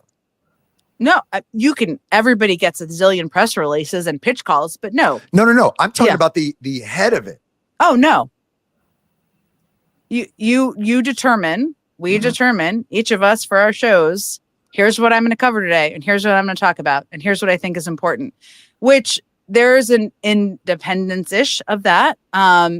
No, there isn't. There is no independence of that, because what Jen Psaki leaves out is that the producer has to approve it. Talk to people who worked for these networks. Didn't Mark Lamont Hill work for CNN? Talk to people who worked for these networks. The producer still has to approve it. You can say, this is what I'm going to cover, but they have to approve it. And if they decide, well, no, you can't talk about that, then there you go. So you see what's happening now? Now they're trying to push this, oh, but there's some independence in what I talk about because, I get to pick the topic. I mean, this happens with other jobs too, where it's like you can pick something, but then there's someone above you that decides whether or not that's a yes or that's a no. And particularly in corporate media. Now, yes, of course, Rupert Murdoch heavily involved in Fox News, but let's not sit back and pretend like MSNBC and CNN doesn't have some of these corrupt billionaire money influence and shareholders as well. See, that's the difference. The Democratic Party and the Dem media, they tend to be a little bit more covert, right? It doesn't mean it's not happening. It's just not in front of your face. Whereas the Republican Party and the Republican media tend to be more overt. Rupert Murdoch is not a secret. He's out there in the open. Elon Musk, his billionaire influence is not a secret. It's out there in the open under the Trump administration. Meanwhile, the Democratic Party also have billionaire influence and billionaire donors and billionaire pulling the strings as well, but you don't see them the way that you see Elon Musk. This is something James Lee and I were talking about earlier. That's the difference. Democrats are more covert, Republicans are more overt. And I told you after Trump won, I said, watch, the Democratic Party and the Dem media, they are now going to try to go on this kind of press tour of the Republicans are bought and controlled by billionaire money, as if the Democratic Party isn't bought and also controlled by billionaire money. I just did a deep dive into Hakeem Jeffries and where the fuck he came from and how he got that seat. Billionaire money and influence, and of course, investors being bought. That's how they get there. Most people don't get there because they were good at their job. They get there because they have the money to get there. We'll go on a little bit more here, and I have one more part I want to show you. And there also is, you're not waiting to be told what to say about anything. You're going to say what you think. So people can trust that. And that is a good thing. See, I disagree with that. I think it's not that you're able to be independent. It's that you're then a prisoner purely to the minute by minutes. Purely. You mean in terms of ratings? The ratings, incentives, and all those other things. If you don't have the ideological component, right, then you don't have a governing authority of editorial authority, right? The greatest trick Roger Ailes ever played was he delegitimized editorial authority while exercising absolute steel trapdoor editorial authority. The greatest thing he did, because it led them to be an arm piece, a mouthpiece of the right wing. It led them to be exactly what he wanted it to be, which is an effective expression of his worldview. And MSNBC, I am unburdened by not having, I can share whatever I think. I have obviously worked in Democratic politics for 20 years. I don't hide anything about that. It is okay. Did everybody catch what she just did there? She said, I am unburdened by. And you really want us to believe, Jen Psaki, that there's no influence there with your show and MSNBC? Who else says unburdened by? Didn't Kamala Harris go around here for months telling people unburdened by what has been, unburdened by what can be done? I am unburdened by. And now Jen Psaki saying the same thing. And you really want us to believe there's no influence there? Let me tell you something. Some of us who have been to these networks will let you know this is not the case. While they may be able to pick some of these stories, and I'd say some, the producer decides what they can and what they cannot talk about. There have been a number of commentators that were a part of these networks that left or were fired, and they revealed this, whether it was Mehdi Hassan, whether it was Mark Lamont Hill, right? Whether it was Don Lip, like a number of people that have revealed these things. So now we're all supposed to sit here and believe that all of those people were lying about that and Jen Psaki is telling the truth? Or are we just unburdened by what has been, right? Get out of here. The progressive leaning network. But nobody is, to the frustration at times of many elected Democrats, it is not a mouthpiece of the Democratic Party. I don't want it to be a mouthpiece of the Democratic Party. That is an outright lie. It is an outright lie. Again, you have to know where she comes from. What did she tell you?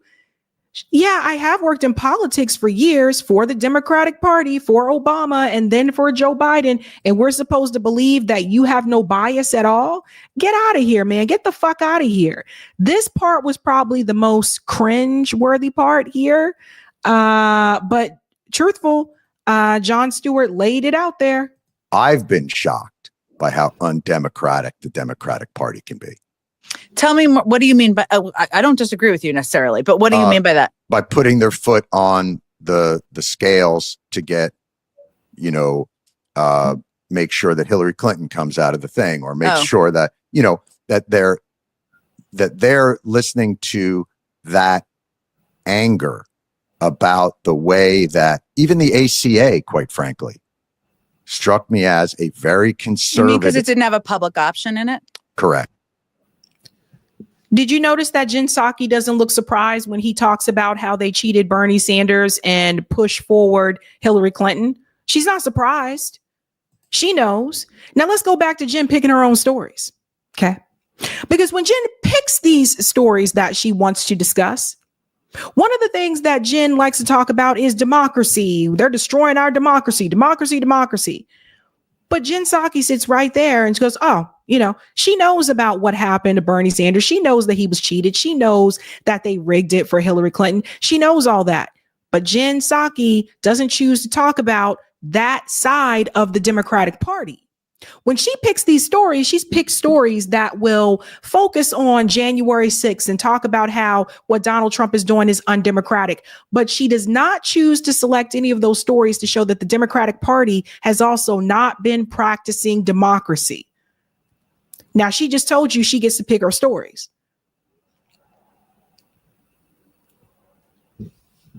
You be the judge, folks.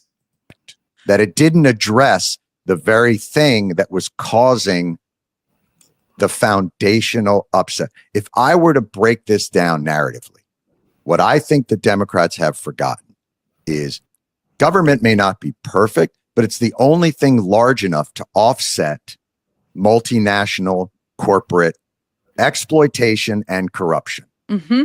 And if we don't act like that's urgent and that affects people's lives, then so if the big policies that we make are billions more dollars to insurance companies that we think are fucking people over left and right for their healthcare, so isn't that part of why people lost faith? Yeah. So yes, I think we're saying, well, I'm trying to say something similar, which is this. Boom. Which is Democrats just lost everything. They control nothing. They control, they don't control the House. They don't control the Senate. They don't control the White House, and they don't control the Supreme Court. So now is the time to break some shit, right? And break some China. They do control the email lists that continue to ask for money. Well, that's true. They still have. You hear that, right? Yeah, of course. They control that email list to ask for more money. But the point that Jon Stewart was making there again is like, again, is this part of the reason like why they lost? Again, I think you need to talk to actual voters. And I know, Jon Stewart is a celebrity and maybe it might freak some people out, but he's been in Congress before. And I think people probably wouldn't get too starstruck with Jon Stewart because, like I said, he has kind of walked into Congress before. I think that Jon Stewart should go out on the street, just like Don Lemon does or has been doing like right before the election, and just ask regular people who they voted for and why. You're asking someone who was basically is a DC puppet. You're asking someone that was a part of 2 presidential administrations why working class people decided not to come out and vote for Kamala Harris or stayed home. She doesn't know those people. She lives in a different world, just like Jon Stewart lives in a different world. She don't know these people. So it comes back to a class issue. That's really what it comes back to. So what are they selling? Jen Psaki is trying to sell a Democratic Party. So she's willing to point out that there's some people in the party that are a little bit corrupt, but she's still trying to sell and promote that party because that's her job.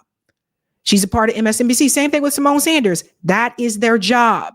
Regardless of what they will tell you, that's their job.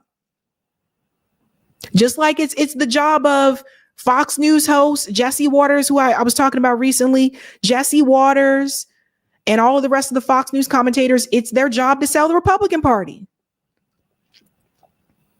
And CNN, they sell the Democratic Party too, but CNN is all over the place right now. Like, since the ratings, they're all over the place. They don't know what's going on. So they all have that agenda. And this is why I think it's important that you do watch independent media and try to watch independent media that isn't a part of one of these parts, because people are going to lean to their side. So it's like, if I were part of the Democratic Party, I'm probably going to lean more to the Democrat side and promote them, because that's the team you're on. If I were a part of the Republican Party, I'm probably going to lean to the Republican side and promote them because that's the team I'm on. I mean, it's like asking, if you watch sports, I mean, that would have been like asking Michael Jordan when he was playing for the Chicago Bulls to not lean on the Bulls side. That would have been like asking Michael Jordan, don't lean. I know you on their team, but don't lean on their side. I want you to lean on the Celtics side. Start talking good things about the Celtics more. And oftentimes people are going to promote their team and side with their team. That's not how I feel. That's just what I've seen.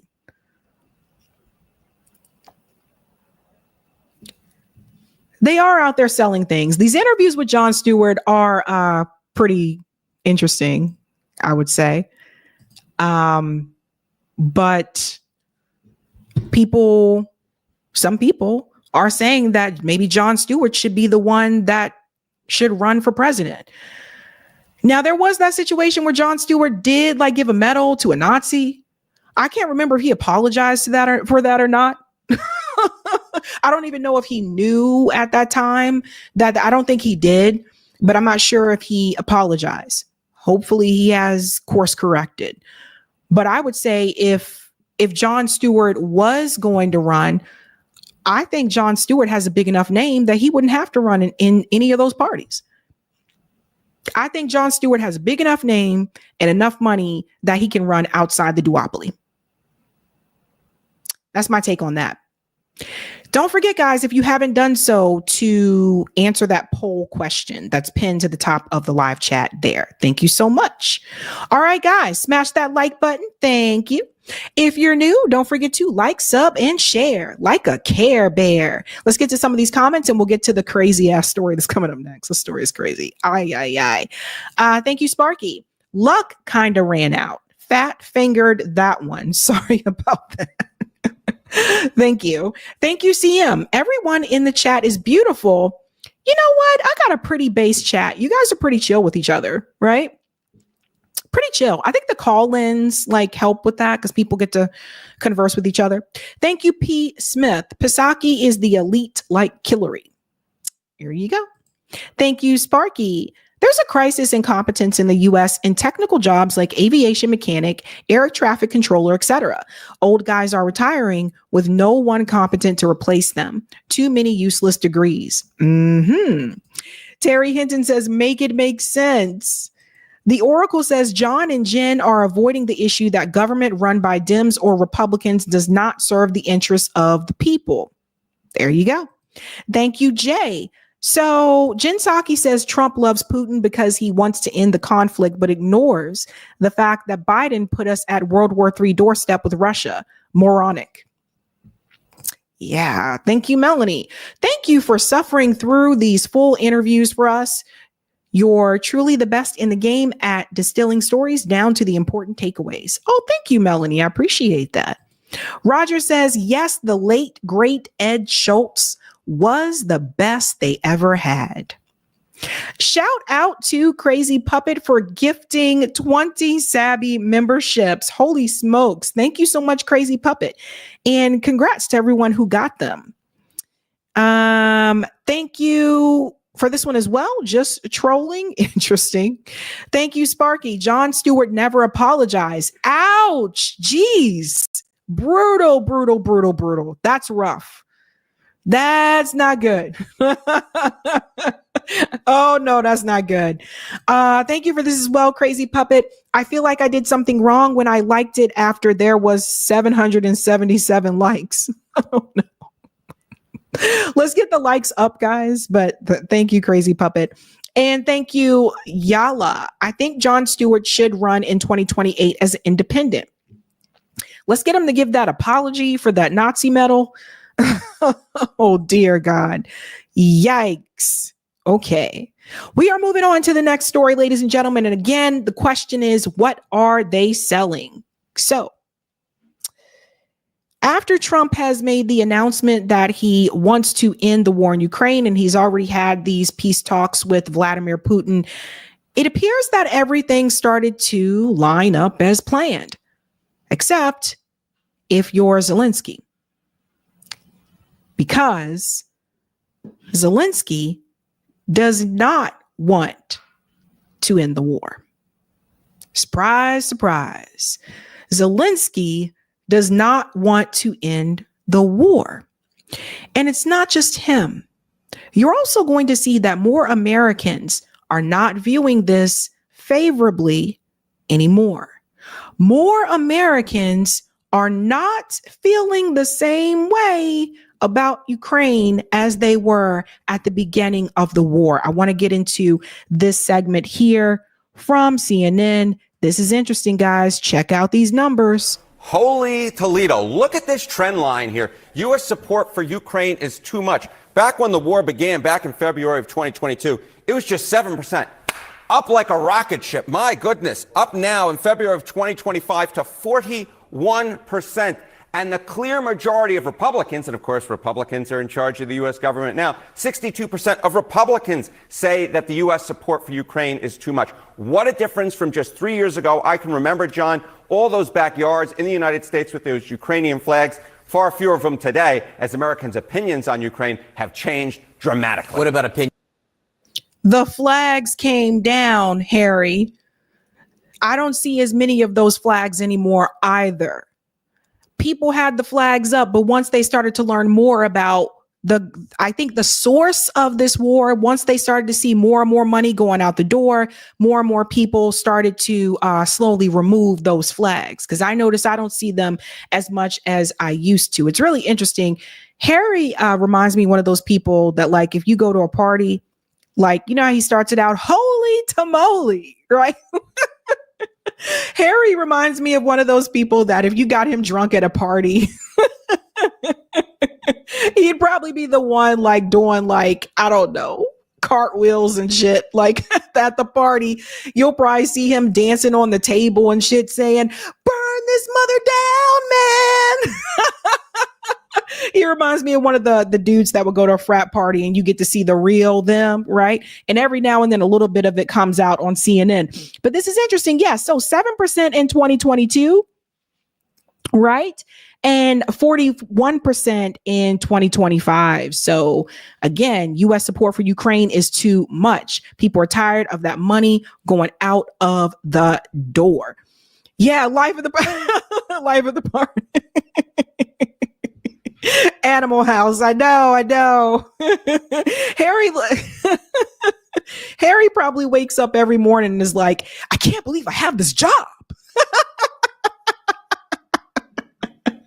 Opinions of the Ukrainian president. Right. You know, obviously, if you would expect changes amongst the public on feelings towards Ukraine, feelings towards Zelenskyy have changed also dramatically. Look at this. Confident Zelenskyy will do the right thing when it comes to world affairs. Back in 2022, it was the clear majority, 72% through the floor. Through the floor by 2024, just 48% of Americans say that they're confident that Zelenskyy will do the right thing when it comes to world affairs. And GOP confidence has also plummeted dramatically. Now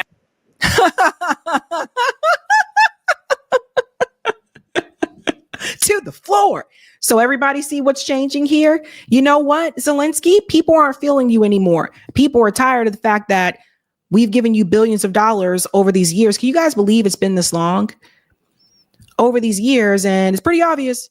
You have no chance in winning this, and you're just trying to drain money and resources from the United States. So people ain't really feeling you like that no more, boo.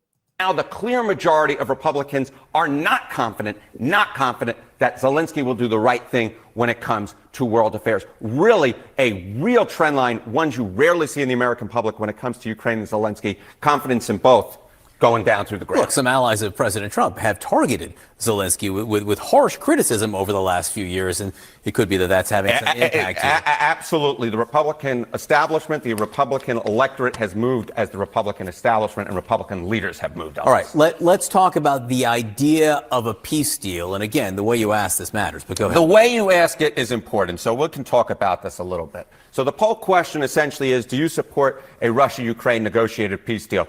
The vast majority of Americans, this is what they want. 78% say that they support this idea. So when those of us were protesting for peace, we might have been 2 years ahead of the majority, but you see, eventually the majority follows, right? 78% support peace. And it was just 2 years ago that we were marching for peace. And we were called Putin puppets. Like, I was called every type of name in the book. And I'm like, why would you want people to die? Like, why would you? Why? Because CNN told you to? Because Fox News told you to? That's why? But eventually people caught up, right? So it's like what Roger Meadows, friend of the show, says, people don't always move at the pace that we want them to move, right? But eventually people see. This is just 16% opposed. Of course, as we were talking about, does this question actually get at what's going on right now? I think you would say that it probably does not necessarily get what's going on right now. No, the question asked, do you support a Russia-Ukraine negotiated peace deal? Ukraine's not there at the negotiations in Saudi Arabia this week, so the people were not asked this. And I do. Does everybody see the propaganda that he just did there? That was his way to tell the American people, they're not there, you guys. You fell for the okie doke. How dare you answer this question this way on this poll? Ukraine's not there. Da da da da da. That's okay. You're going to get a chance to hear from Zelenskyy, and you'll understand exactly how he feels on this issue. It is very clear to me that there is one side, or two sides now, too, that do want some type of peace negotiation, and there's one that does not. I think, in general, if you ask anyone in any poll, do you support peace?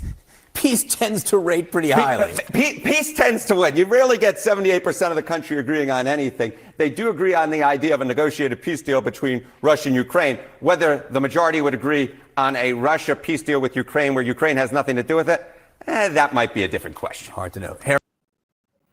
So you guys see what's happening, right? That was that commentator there. That was his way of correcting you.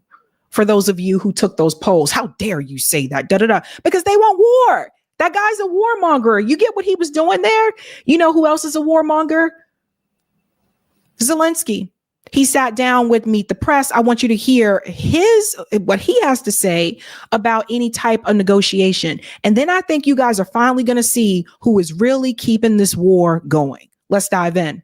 At the Munich Security Conference this weekend, where tensions mounted over mixed messaging from the president and his top officials.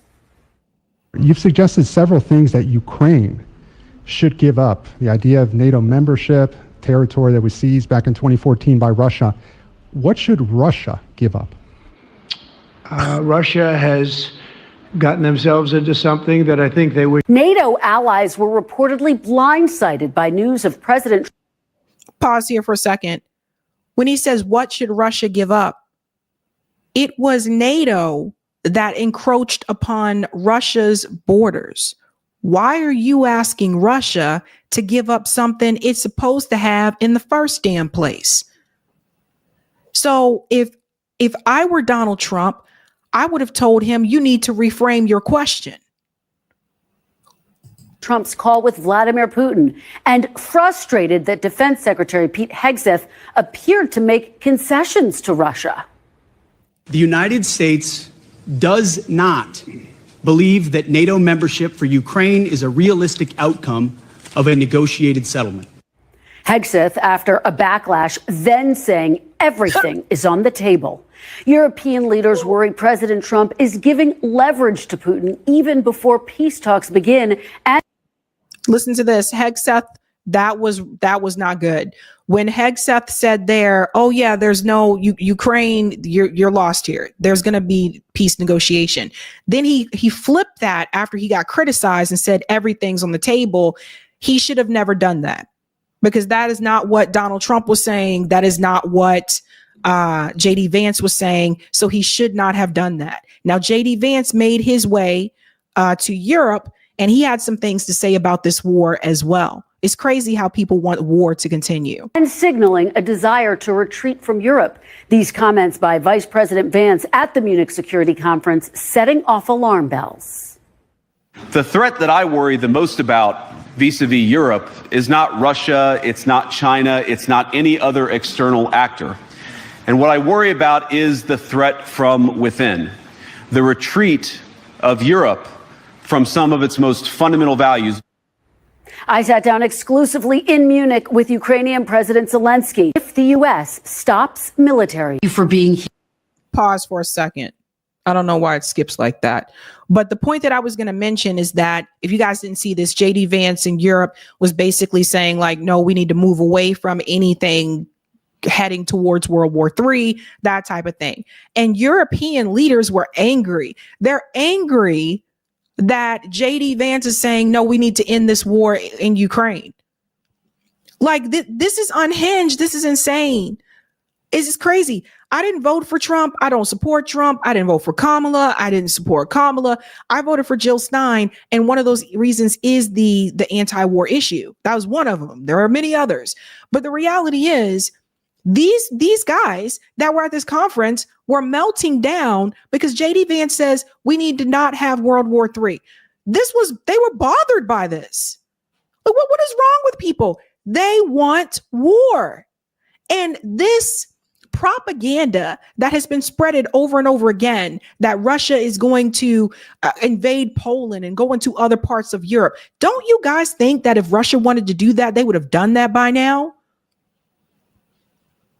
It's all propaganda. But they all want war. They want war because the military industrial complex needs it. It's just insane. It's just absolutely insane. Let's get into this craziness. Here, it is an honor to have you. Ukraine is approaching the 3rd anniversary of Russia's invasion into your country. Let me ask you about something that President Trump said this week. He did not say yes when he was asked if he sees Ukraine as an equal member in the peace process. He did say later that Ukraine would have a seat at the table. Have you been given any assurances that Ukraine will have an equal seat at the negotiating table? So I will never accept any decisions between the United States and Russia about Ukraine. Never. And our people, never. And our adults and children and everybody. It can't be so. This is the war in Ukraine against us, and it's our human losses. And we are thankful for all the support, unity between USA, in USA, around Ukraine, support by partisan unity, by partisan support. We're thankful for all of this, but there is no any leader in the world who can really make a deal with Putin without us, about us. Of course, the United States can have a lot of decisions, economical, partnership, and etc. We're not happy with it, but they can have with Russians, but not about this war without us. So, first of all, the way that he is saying this, it's almost as if he really believes he has a choice. That's the part to me that's comical. The US government gave you billions of dollars. Some of it you lost track of, by the way.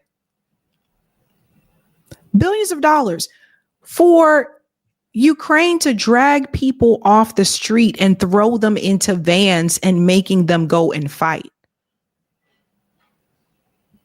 We're talking about, again, if it's really about saving people's lives, how many people have died in Ukraine? The average person that they're grabbing as a soldier is in their 40s. Like that, this is crazy. But he's talking as though like he really has a choice. Like, well, I'm gonna make this kind of decision and da-da-da. Where are you gonna get your money from? Because you need to stop coming here asking for a damn check.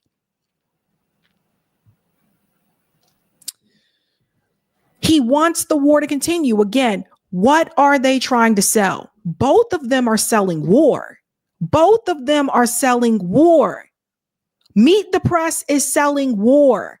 Zelenskyy is selling war. That's what they're selling. They want the Ukraine war to continue. This is insane. A hot mess. And that's why, and I think that what we need very closely to work and quicker. I think we'll lose time now, quicker to work on the plan, common plan. So we're ready because United States is our, the biggest strategic partner. We are ready not only to share our plan, we're ready for common plan with the President Trump. And of course, we need support from EU. It's important. They are also big donators during this war, and we will be the members of future European Union. That's why we need the support of Europe. And this common plan, we have to discuss with Russians, and we will. And at the table, it's very important to hear America, Europe, Ukraine, and Russia. Yes. Can you accept any peace deal that is cut without Ukraine? No. And do you feel like you have a seat at the table right now? I not only count on it, I'm sure that we have to be there, otherwise it's not acceptable. But if there is a decision without us and Putin will go out from all our land, we will be in NATO and Putin will be in the prison, so President Trump can do it without us. Let me ask you about your phone call. This is insane. Like it's laughable to me. Like it really is. It's just absurd. With President Trump earlier this week, it came on the heels of his call with President Putin. Does Mr. Trump's direct communication with Vladimir Putin before speaking to you unnerve you? No, we spoke about it, by the way, with President Trump. And I said that I know that we had already phone calls. Yes, both of us. It's okay that he phoned him. Of course, I wanted very much that Ukraine is in priority for Trump, and not Russia. And I hope that we are more important.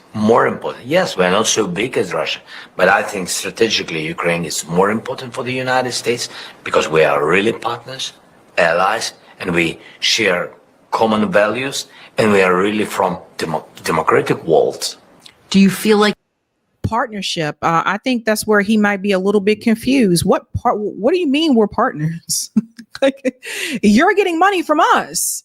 The United States government is like, it's like, well, people are like, oh, the US needs Ukraine. Do we?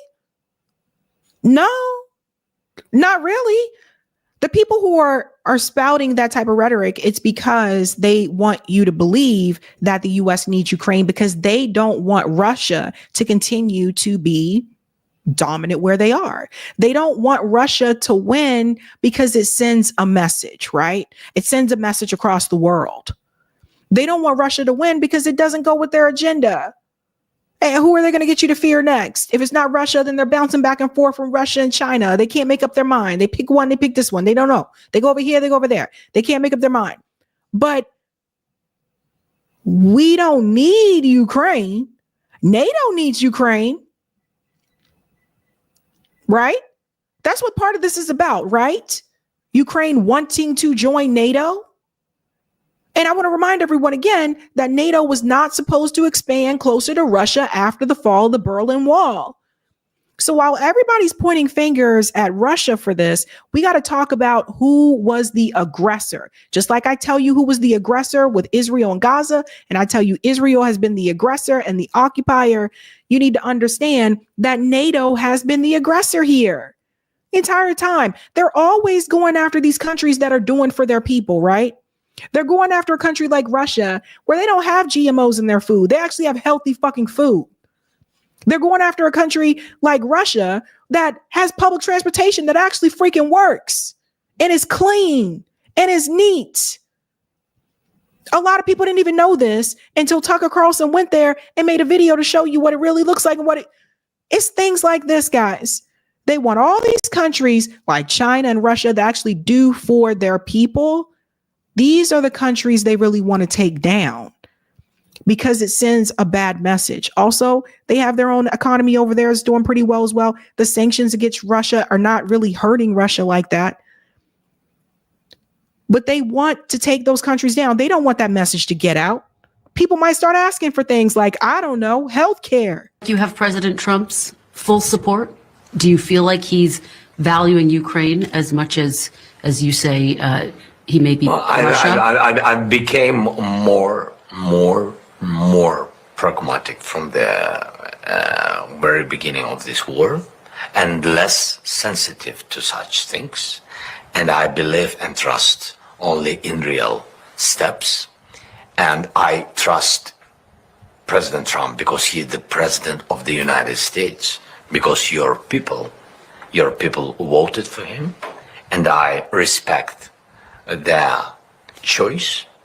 And I will work with the President Trump with trust, which I have to the United States. Again, he doesn't have a choice. He's acting like he has a choice whether or not he wants to work with the president of the U.S. You don't have a choice. You have been grifting. We want to talk about grifters. Zelenskyy has been grifting from the United States for years. Biden's not here no more, boo. Biden's not here no more. So you're not just coming right back over here to come get another check. Whew. But, of course, I want to have real meeting, productive, without just words, with the concrete steps, and to hear us, to hear President Trump, to make common plan, and to share it with allies, than with Russians, and stop this war. I think we need it urgently.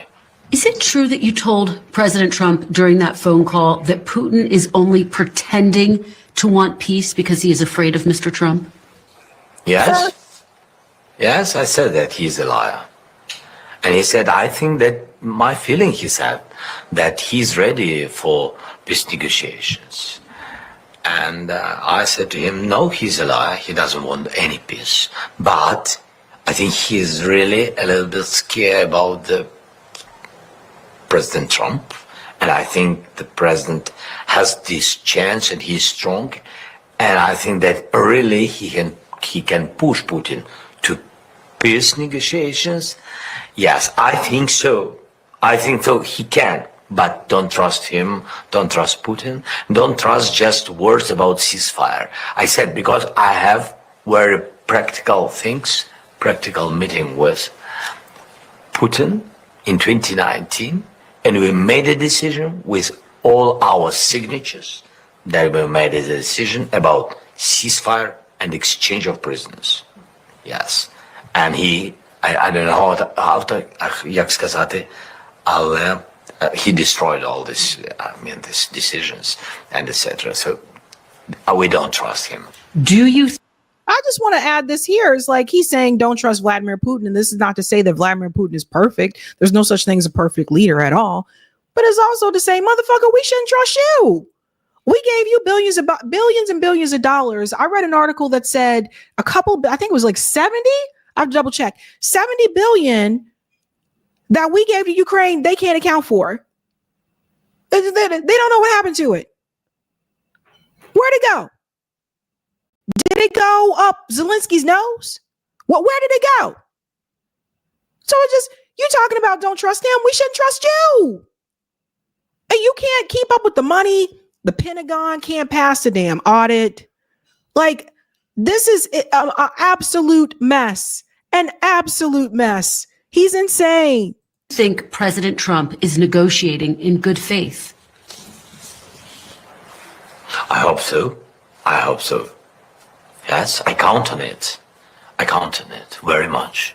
Based on what you're saying about President Putin, do you think he's negotiating in good faith once talks begin? Who? Putin. Putin? That he really... Is he capable of negotiating in good faith? Is Putin capable of negotiating in good faith? No. No. It's not about good faith. No.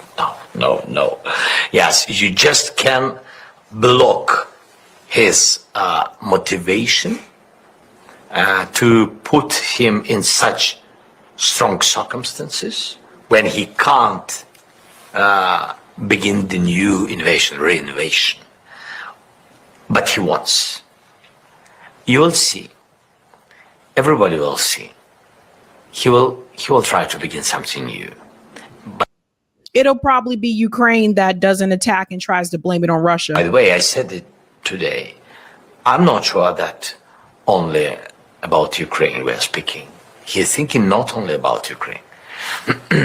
For example, now we have, and we shared it with intelligence of our partners. Now we see how he's preparing to train 150,000 people, mostly on the territory of Belarus, to show it for the world that it's just training, that is usually he's doing the same usually, but it's not truth. From such point, he began the occupation 3 years ago. Full-scale war, he began from some symbolic trainings and etc. But really, так це було, як скажу українською, це було законспировано. It was really now all of a sudden he can't speak English. So look, I ain't got time for this. So the thing is this man has taken a lot of money from the United States for a war that he knows his country cannot win, right? Escalating the possibility of World War III. All for what? For the chance for Ukraine to be a part of NATO, which should not happen.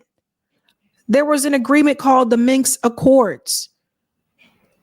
We remember after the fall of the Berlin Wall, NATO was never supposed to expand closer to Russia. That's how we get here. I don't know what's going to happen here. I sincerely hope this war does end because it's insane, it's crazy. And hopefully after this is over, Zelenskyy will be laughed out of Ukraine. And hopefully the Ukrainians will be able to pick their lives back up and try to put the pieces together. But I don't know. Like I said, a lot of people have died, folks. A lot of people have died for this guy's vanity project, for it to be a part of it, a part of NATO. To want to take on a big bear like Russia. It was absolutely insane. Insane. This was stupid. This was so freaking stupid.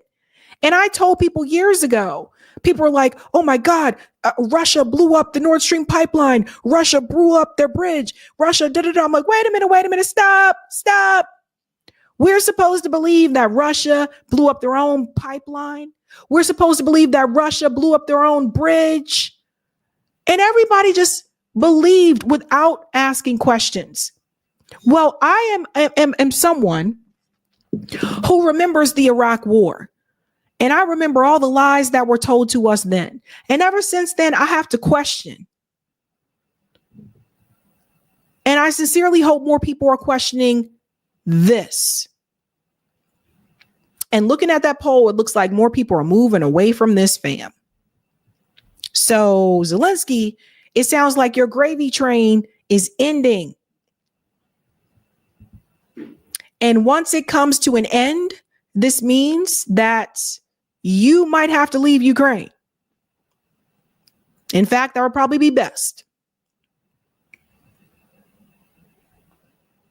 So what were they selling? Zelenskyy and the host there for Meet the Press, I always forget her name, but the host for Meet the Press, they're selling war. Why is she sitting down with Zelenskyy, but she's not sitting down with Vladimir Putin? Why are they always sitting down with Zelenskyy, but they're not sitting down with the other side? So the only way you get the other side is if independent journalists cover it. You get that other side from people over there that are living there, like people like Fiorella Isabel, who's there, people like Tara Reid, you get that element from them. You get it from the gray zone. Even Tucker Carlson went over there to interview Vladimir Putin. So this is what I'm saying. That's why I'm trying to tell you what they're trying to sell to you is war. They want the war to continue. They don't want the war to end. If they wanted the war to end, they would also interview Vladimir Putin as well so that you can get both sides. But they're not doing that, and that is intentional. Let's go to some of the comments here, ladies and gentlemen. Holy smokes. Thank you for the $100, Crazy Puppet. Holy shit. Crazy Puppet says Z. Thank you. Thank you, Navo. Sabby, I don't know if you will be old enough, but Sabby Sabs for president in 2028. If not, then 32. Sabby not president. I appreciate that, but Sabby not president. No. Listen, those people would drive me crazy. Imagine if I was there for 1 month in the White House and be like, everybody get out. Everybody get out. We doing things different now. You can be like the movie, what's the movie, Captain Phillips? I'm the captain now. Sorry. Thank you for this, Crazy Puppet. Z was the letter of East forces that were in the region for training, or it was something else like designated target. Thank you for that. And thank you for this one. Toilet paper is not the same as a puppet. One gets flushed. This is true. Thank you, baby Ethernet. You can't win a war without troops. So unserious. Seriously. Thank you, New York Varsity. Ukraine is a side piece. Our real wives are saying, come home. I love that. I'm sorry. I love that. Thank you for this one as well. Ukraine is a side piece. Oh, you said it twice. Okay. Thank you, Crazy Puppet. Zelenskyy made his fame from Russian improv comedy show in the early 2000s. Returning to Ukraine, continued in comedy estrada and didn't even know Ukrainian language. And now he is just a shell of a hollow man. Twat. Interesting. And thank you, baby Ethernet. He can't win without a nuke, so he should just stop. That's right. Well said. Well said. Okay. All right, guys, one more story for you tonight. Smash that like button. Thank you. And we are moving on to something a little bit different here about comedy. Yeah, comedy. And we'll get started with this. Okay.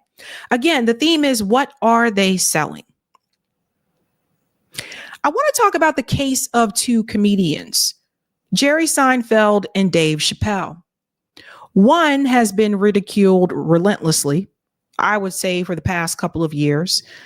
The other, not so much, but one would say that he should be ridiculed, right? Now, I want to show you a difference. I want to start with Dave Chappelle, who just recently made a statement about his last appearance on SNL for 2025. Now, that appearance happened in January, but he has now decided to come forward with some information. This is after the SNL 50th anniversary special, which happened on Sunday. Dave Chappelle apparently was censored during his SNL performance in January, and he's speaking out about it now, and I think you guys need to hear this. Dave Chappelle says SNL producers forbade him from talking about Gaza and trans people. So here we go. Again, he just came out with this information. Look at the look on Dave's face. You love that look, right? He's like, what? You got to love that look. Okay. This part right here. Just a month removed from his recent SNL appearance, where he delivered an over 15-minute monologue, Dave Chappelle said he was forbidden by the late night show's producers from speaking on two topics.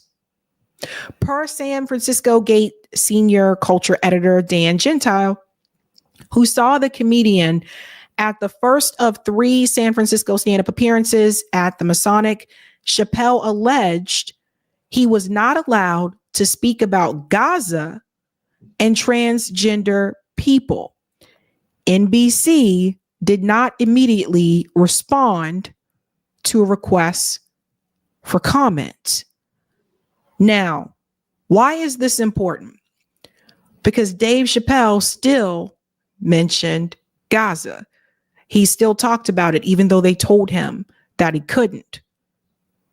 I don't think he said anything about trans people, but he did still talk about Gaza. And I want to say something really quickly about SNL that people may not be aware of. Honestly, SNL, you really don't have room to talk, particularly when it comes to transgender people. When I was growing up watching SNL had some really cringe takes against the LGBTQ community. Some of you may remember this. Those of you, if you were like me and you grew up watching SNL, like, 90s, early 2000 era, and then they weren't funny anymore and they fell all the way fuck off. But you remember like that Adam Sandler, Chris Farley like crew. Yeah. SNL had a animated segment, and it was these two guys, and they called them the gay duo. They made fun of gay people with that. They made fun of gay people with multiple skits. So SNL, you really ain't got room to talk. That's the thing that kills me. Right? So that's interesting. For some of the younger people may not know that. But those of us, when I was growing up watching SNL was a lot more. You want to talk about people saying that, there were sensitive subjects. There were very sensitive subjects. You go all the way back to when Richard Pryor had appeared, on SNL. There was a skit of Richard Pryor, and I think that was Chevy Chase at the time, going back and forth with each other, calling each other racial slurs. Now, you won't see that on SNL today. But what I'm saying is, you guys of all people really don't have room to talk. Really don't have room to talk. It goes on to say here, I want you to hear what he did say. Despite this, Dave Chappelle's monologue did mention Palestine. I want to get into what he said. We'll highlight this here for everybody. The presidency is no place for petty people. So Donald Trump, I know you watched the show. Man, remember, whether people voted for you or not, they are counting on you. Whether they like you or not, they're all counting on you. The whole world is counting on you. I mean this when I say good luck. Please do better next time.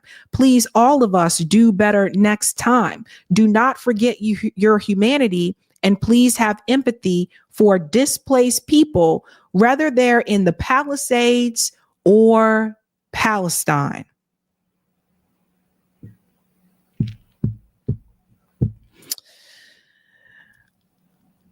Very interesting. So Dave Chappelle went on to mention it anyway, which is what he should have done. That's Dave Chappelle. And then there's Jerry Seinfeld. I want to show you what Jerry Seinfeld said recently about Palestine. So this is a pro-Palestinian activist. Watch this. Jerry, can I get a selfie? Sure. Free Palestine. I don't care about Palestine. That's sad. Jerry, can I get a selfie? Sure. Free Palestine. I don't care about Palestine. So there's Jerry Seinfeld. I don't care about Palestine. Jerry Seinfeld is a nasty, disgusting person. And it's not just because of this comment. Now, I want you to remember something, because there was this whole like cancel campaign for Dave Chappelle.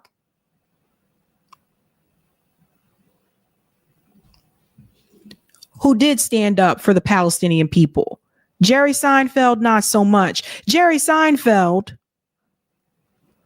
in this photo, which he deleted because he got a lot of criticism for it. Seinfeld, seen in the photo posted on Facebook by Caliber 3, then deleted, embodies a stream of American liberalism that abhors guns at home, but glorifies Israeli violence that targeted Palestinians. So here is Jerry Seinfeld hanging out with IDF soldier. Jerry Seinfeld took his entire family over to Israel to do basically like these pretend hunt games where they would pretend to kill Palestinians. What kind of evil exists here? This is evil. This is Jerry Seinfeld, right? This is who you see Chris Rock hanging out with. We're going to call out the black people that's doing this mess. Chris Rock hanging out with Jerry Seinfeld. The same guy that said, I don't care about Palestine. You see this? Disgusting. This is what Jerry, he advocates for. It gets worse. He advocates for it. You don't hear him say, I want all of this to end. He don't even go that far. He won't even say, well, I just want all of it to stop. No, he wants the Palestinian people dead. Who goes over there to do that? This is the guy that people pay all this money to go see? This is the guy who sells out shows? You're not even funny. Jerry Seinfeld isn't even that fucking funny. The other cast members on Seinfeld were funnier than you.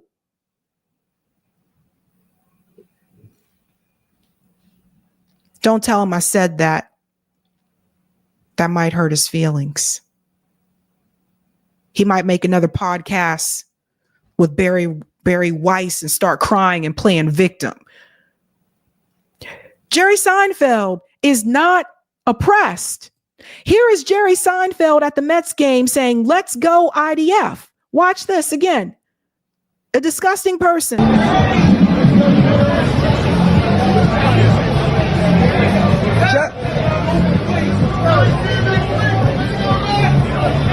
Jerry, my brother's watching from the Gaza border. Can I get a video for him? Yeah, he's on the Gaza border, staying up late at night to watch. Can I get a video for him? Jerry. Let's go Mets. Let's go IDF. Let's go IDF. So there's Jerry Seinfeld. Let's go IDF. He's not calling for peace. Jerry Seinfeld is calling for death and destruction of the Palestinian people. That's what he wants. That's what he wants. And it's not just him. I don't know. I'm noticing a little bit of a trend here with some of these cast members from Seinfeld. A little bit of a trend. I want to remind you of Michael Richards. The comment that he made in 2006, Seinfeld actor lets fly with racist tirade. Oh no, I didn't forget about this, Michael Richards. I did not forget about this. Richards took exception when some black audience members talked during his act in LA Comedy Club on Friday night. And let me tell you what they said, since they didn't put it here in the article. They said he's not funny, and he wasn't. During that stand-up, he wasn't funny. But how did he choose to respond? He chose to respond like this. This is what he said. 50 years ago, we'd have you upside down with a fucking fork up your ass. He said that to black audience members. Now, if I remember correctly, those members that he was talking to were Harvard students. He went on to call them, and by the way, it's not like he was joking. Like he went, if you've seen the video, you know what I'm talking about. Like he went off went off at them because he couldn't take the fact that people said you weren't funny. He went on to say, throw his ass out. He's an N, he's an N, he's an N, a N. Look, there's an N. And that was when the audience stopped laughing. They weren't laughing at that part. Michael Richards, just 8 months ago, was on The View to talk about this. And I'll show you how fake as hell these women are. Sonny Hostin, as much as you can call out racism on the right, as much as you can say anybody who supported Donald Trump is racist, et cetera, you literally had someone sitting right next to you who told this guy that he was an N-word over and over and to throw him out and said he'd be hanging upside down from a tree. And I want you to see the way that she treated Michael Richards when he gave his little spiel here. Well, I'm so happy that you're here. And let me just start by saying, I don't believe in cancel culture. I believe in consequence culture. And you've paid a lot of consequences. Indeed. So we understand that. And so let's go to your infamous racial tirade on stage at the Laugh Factory back in 2006. Mm-hmm. We all saw that. It went viral. You were being heckled by some Black audience members, and you responded with racial slurs. Mm. What happened? Mm-hmm. Just what were you thinking? What happened? Notice how calm she is talking to someone who actually said racist things. And notice how she talks about people who didn't say racist things, but they supported Trump. Does everybody see this? She's more calm with Michael Richards than she is to, I forget her name, Alisa, who kind of doesn't support Trump, but likes some things that Trump does. She is more calm with Michael Richards, who told Black people they would be hanging upside down from a tree and called them N-word over and over and over again than she is with her own co-host, Alisa. So what's really going on? Yeah. Well, I'm on stage with a microphone in my hand, doing an act, breaking in material. It's late at night, and man in the audience made an announcement that I'm not funny. He doesn't think I'm very funny, and I came back. Now, first, I must say, look, I'm not a normal man.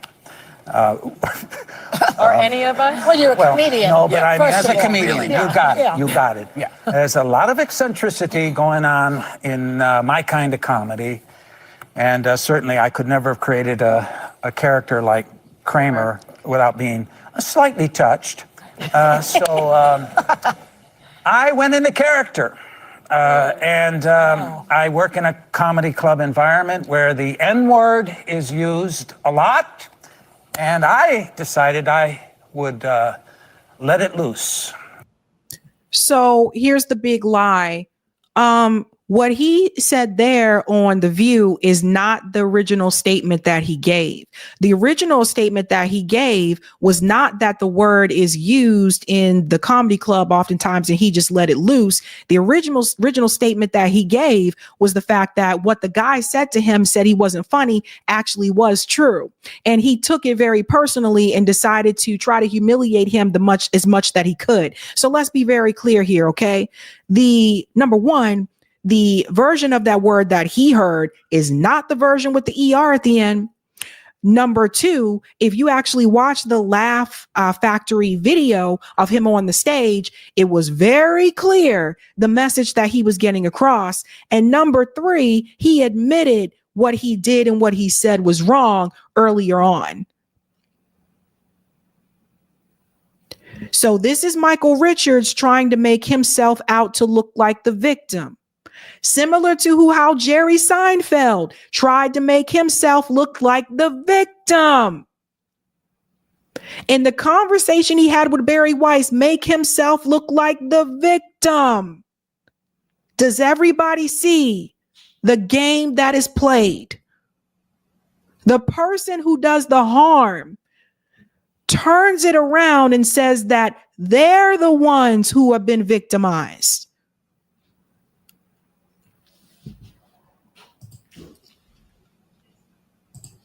Now, I said I noticed a trend, and I have. You'll see it here. Very different response from what he said on The View recently. My anger was all over the place. But when he went on to The View, he said, well, you know, that word is used. So that wasn't what he said before. Trying to make yourself look like the victim when you are the one who victimized. You are the one who it's so classic day and night. This is a Zionist tale. I'm the one doing the harm. I'm the one that is brutalizing people. I'm the one that is projecting supremacy onto people. I'm the one who are doing those things, but I'm the victim. That is the Zionist playbook. As I told you before, I'm noticing a trend with these Seinfeld characters. Even when Jason Alexander is questioned about this, I want you to hear what Jason Alexander said about Michael Richards. Listen to this. Speaking of old school pissing off the audience, Michael Richards in that situation, I interviewed Gloria Allred about that situation. Yeah. She was like, I'm representing the black members of the audience. She's obviously wants money, but I said, I get it. They were offended, but why do they need to be paid? And she said, well, he needs to pay. And I said, oh, he's going to pay. I don't think it's enhanced his career. Here's all I have to say about Mike. I love him completely. I got to work beside him for 9 years. The four of us don't see each other a lot since the show ended, but I marveled at Michael's ability, and I marveled at him for 9 years. He took a role that was supposed to be a one scene per episode. Do you see the direction this is going in? This is Jason Alexander's response for what Michael Richards said. He was a great actor. He was a do-do-do. He was a blah, blah, blah. These are things that really need to be said. I mean, if you watch Seinfeld before, everybody can see that he did a really great job as the character Kramer. Why do you need to reinforce this? Does he go on to comment about what he said? Watch this. Turned it into a thing where arguably, I think one of the reasons the show expanded at least into where younger kids were watching it and international audiences were watching it was Michael, because Michael's work was so largely physical, and clown is an international language. And I just think we would have been lost without him. And I know his heart, and I love him dearly. And that's all I can say about him. That's all he can say about that, ladies and gentlemen. So I've noticed a trend with these cast members from Seinfeld. You know, Jason Alexander has done stand-up comedy before too, just like Michael Richards, just like Jerry Seinfeld as well. But ultimately, this is giving me, these vibes. It gives me these vibes, right? So put it all together. You got Jerry Seinfeld going to Israel to hang out with the IDF. Brought his whole family. Let's go out there and have some good time and pretend to kill Palestinians. Then you got Michael Richards screaming at a black guy in the audience, telling him you would have been hanging upside down and da-da-da-da-da-da-da-da.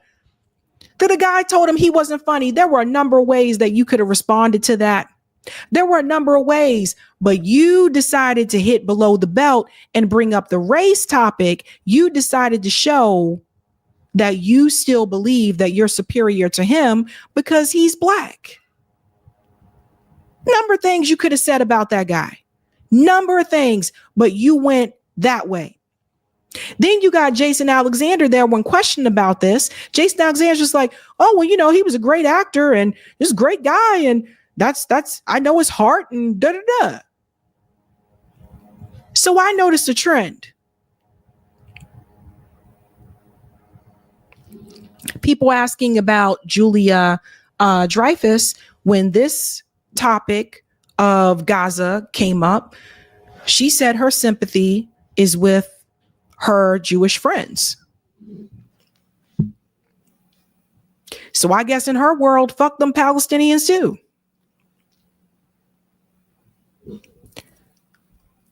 And then we go back to Dave Chappelle, because I'm trying to prove a point. When I ask you, what are they selling? Dave Chappelle took a chance. They told him, don't you dare talk about this. Don't you say this. He decided to mention it anyway. Because Dave Chappelle knows what is really happening to the Palestinian people. And he's like, no, you need to see them as human, just like I want you to see me as human. But Jerry Seinfeld, and I got to be very, very clear about this. Jerry Seinfeld says, I don't care about Palestine. And you don't see the public enrage against him the way they did against Dave Chappelle. I put this on X, I think it was yesterday. It's really interesting. All these people that said cancel Dave Chappelle. There were venues that were saying, Dave Chappelle, no, we're canceling your show here. You can't perform here. But nobody is canceling Jerry Seinfeld shows. Jerry Seinfeld is still going across the country doing comedy shows. But he tells you he doesn't care about Palestine. And he goes over there to train with the IDF to pretend to kill Palestinians. But I don't see that public outcry against him. They're not trying to stop his shows. Meanwhile, last year, there were a number of us, especially if you live in the Boston area, where we saw professors lose their damn job because they participated in a pro-Palestinian protest.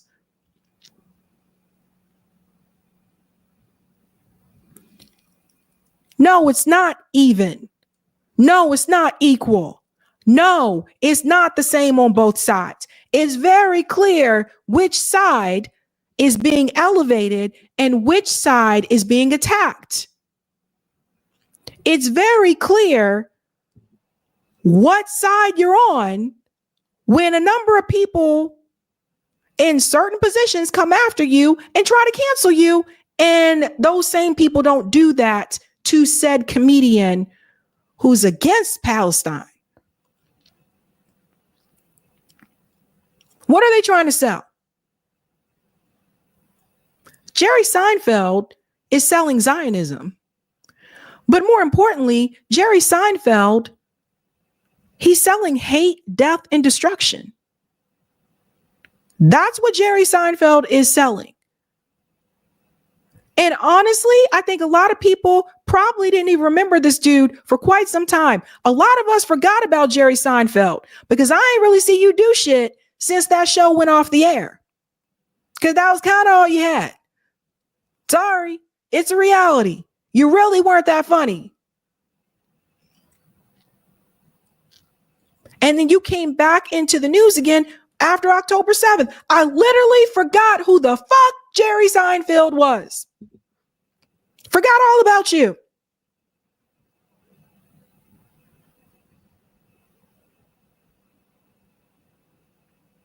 Now, what is Dave Chappelle trying to sell? I think Dave Chappelle is against censorship, heavily against it. I think Dave Chappelle is trying to get people to see, and it's sad you got to do this in 2025, but to see the Palestinians as human beings and that what Israel's doing is wrong. So you have a tale of two comedians, but they're not the same. Not when it comes to the important issues. And the one who stood up for Gaza, and he's done it multiple times, Dave Chappelle, he's the one that they've been trying to cancel. He's the one that was censored on SNL.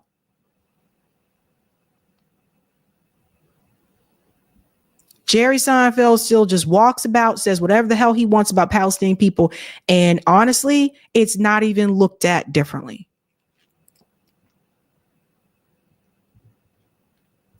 So I don't like when people make this comparison and say, oh, well, they're kind of this. No, they're not the same. And I think people need to stop saying that comedians are the same. Because what I look for is, where do you stand on the issues when it matters? And I think you can all see where Jerry Seinfeld stands. The best thing that you can do is to not go to his shows. That's for damn sure. I told you he ain't that funny anyway. So you're just wasting your money. Go see somebody else. Go see someone more funny. Save your money otherwise. Save your money otherwise.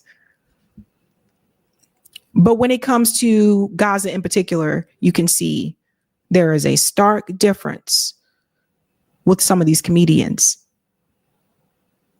And they are definitely not in agreement when you look at Chappelle and you look at Seinfeld. Very, very different.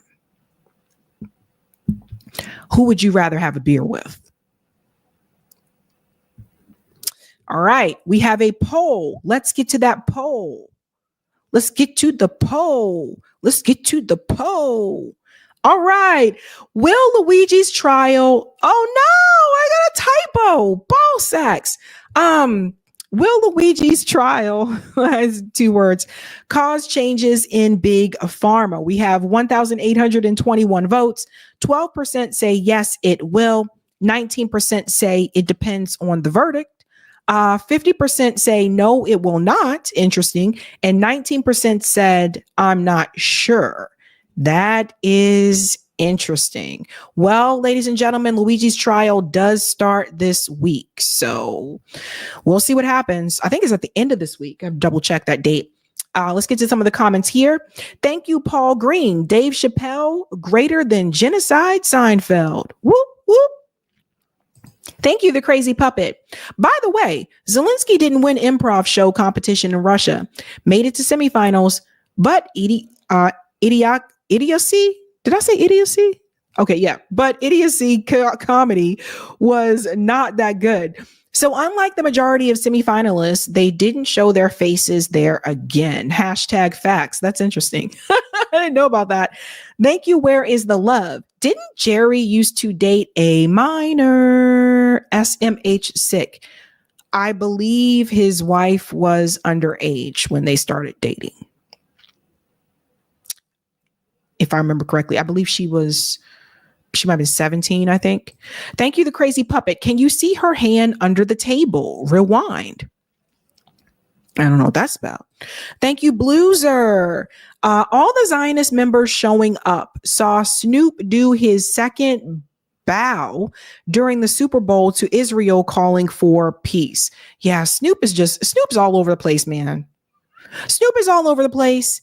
Thank you, crazy puppet. Imagine if Shane Gillis became our president. Well, Ukraine has him in face of Zelenskyy since 2019. But worse, since Shane is solo, but Zelenskyy was a backdrop comedian of the team. Thank you, Yala. Alex Karp from Palantir CEO is a sellout to Black Americans and makes Jesse Peterson look like MLK, and Black people must call out the genocide enabler. Oh, okay. I have to look into that. Thank you, Yala. Thomas says, we all guilty of spelling errors. It happens. LOL. That's funny. Oh, man. Ravina says, good luck sitting a jury. And thank you, Juanita. No, Sabby, it was a girl named Shoshana Levin. Oh, interesting. Interesting. Well, that is it for me tonight, ladies and gentlemen. I will be live again Thursday evening at 8 p.m. Lee Camp will be here. Don't miss that one. Should be a really good discussion. Lee Camp does have a special announcement. So don't miss that. I will see you guys then. We should do a call in Thursday evening after Lee's appearance. So that's it for me, folks. Have a good night. Keep up the fight. Woohoo!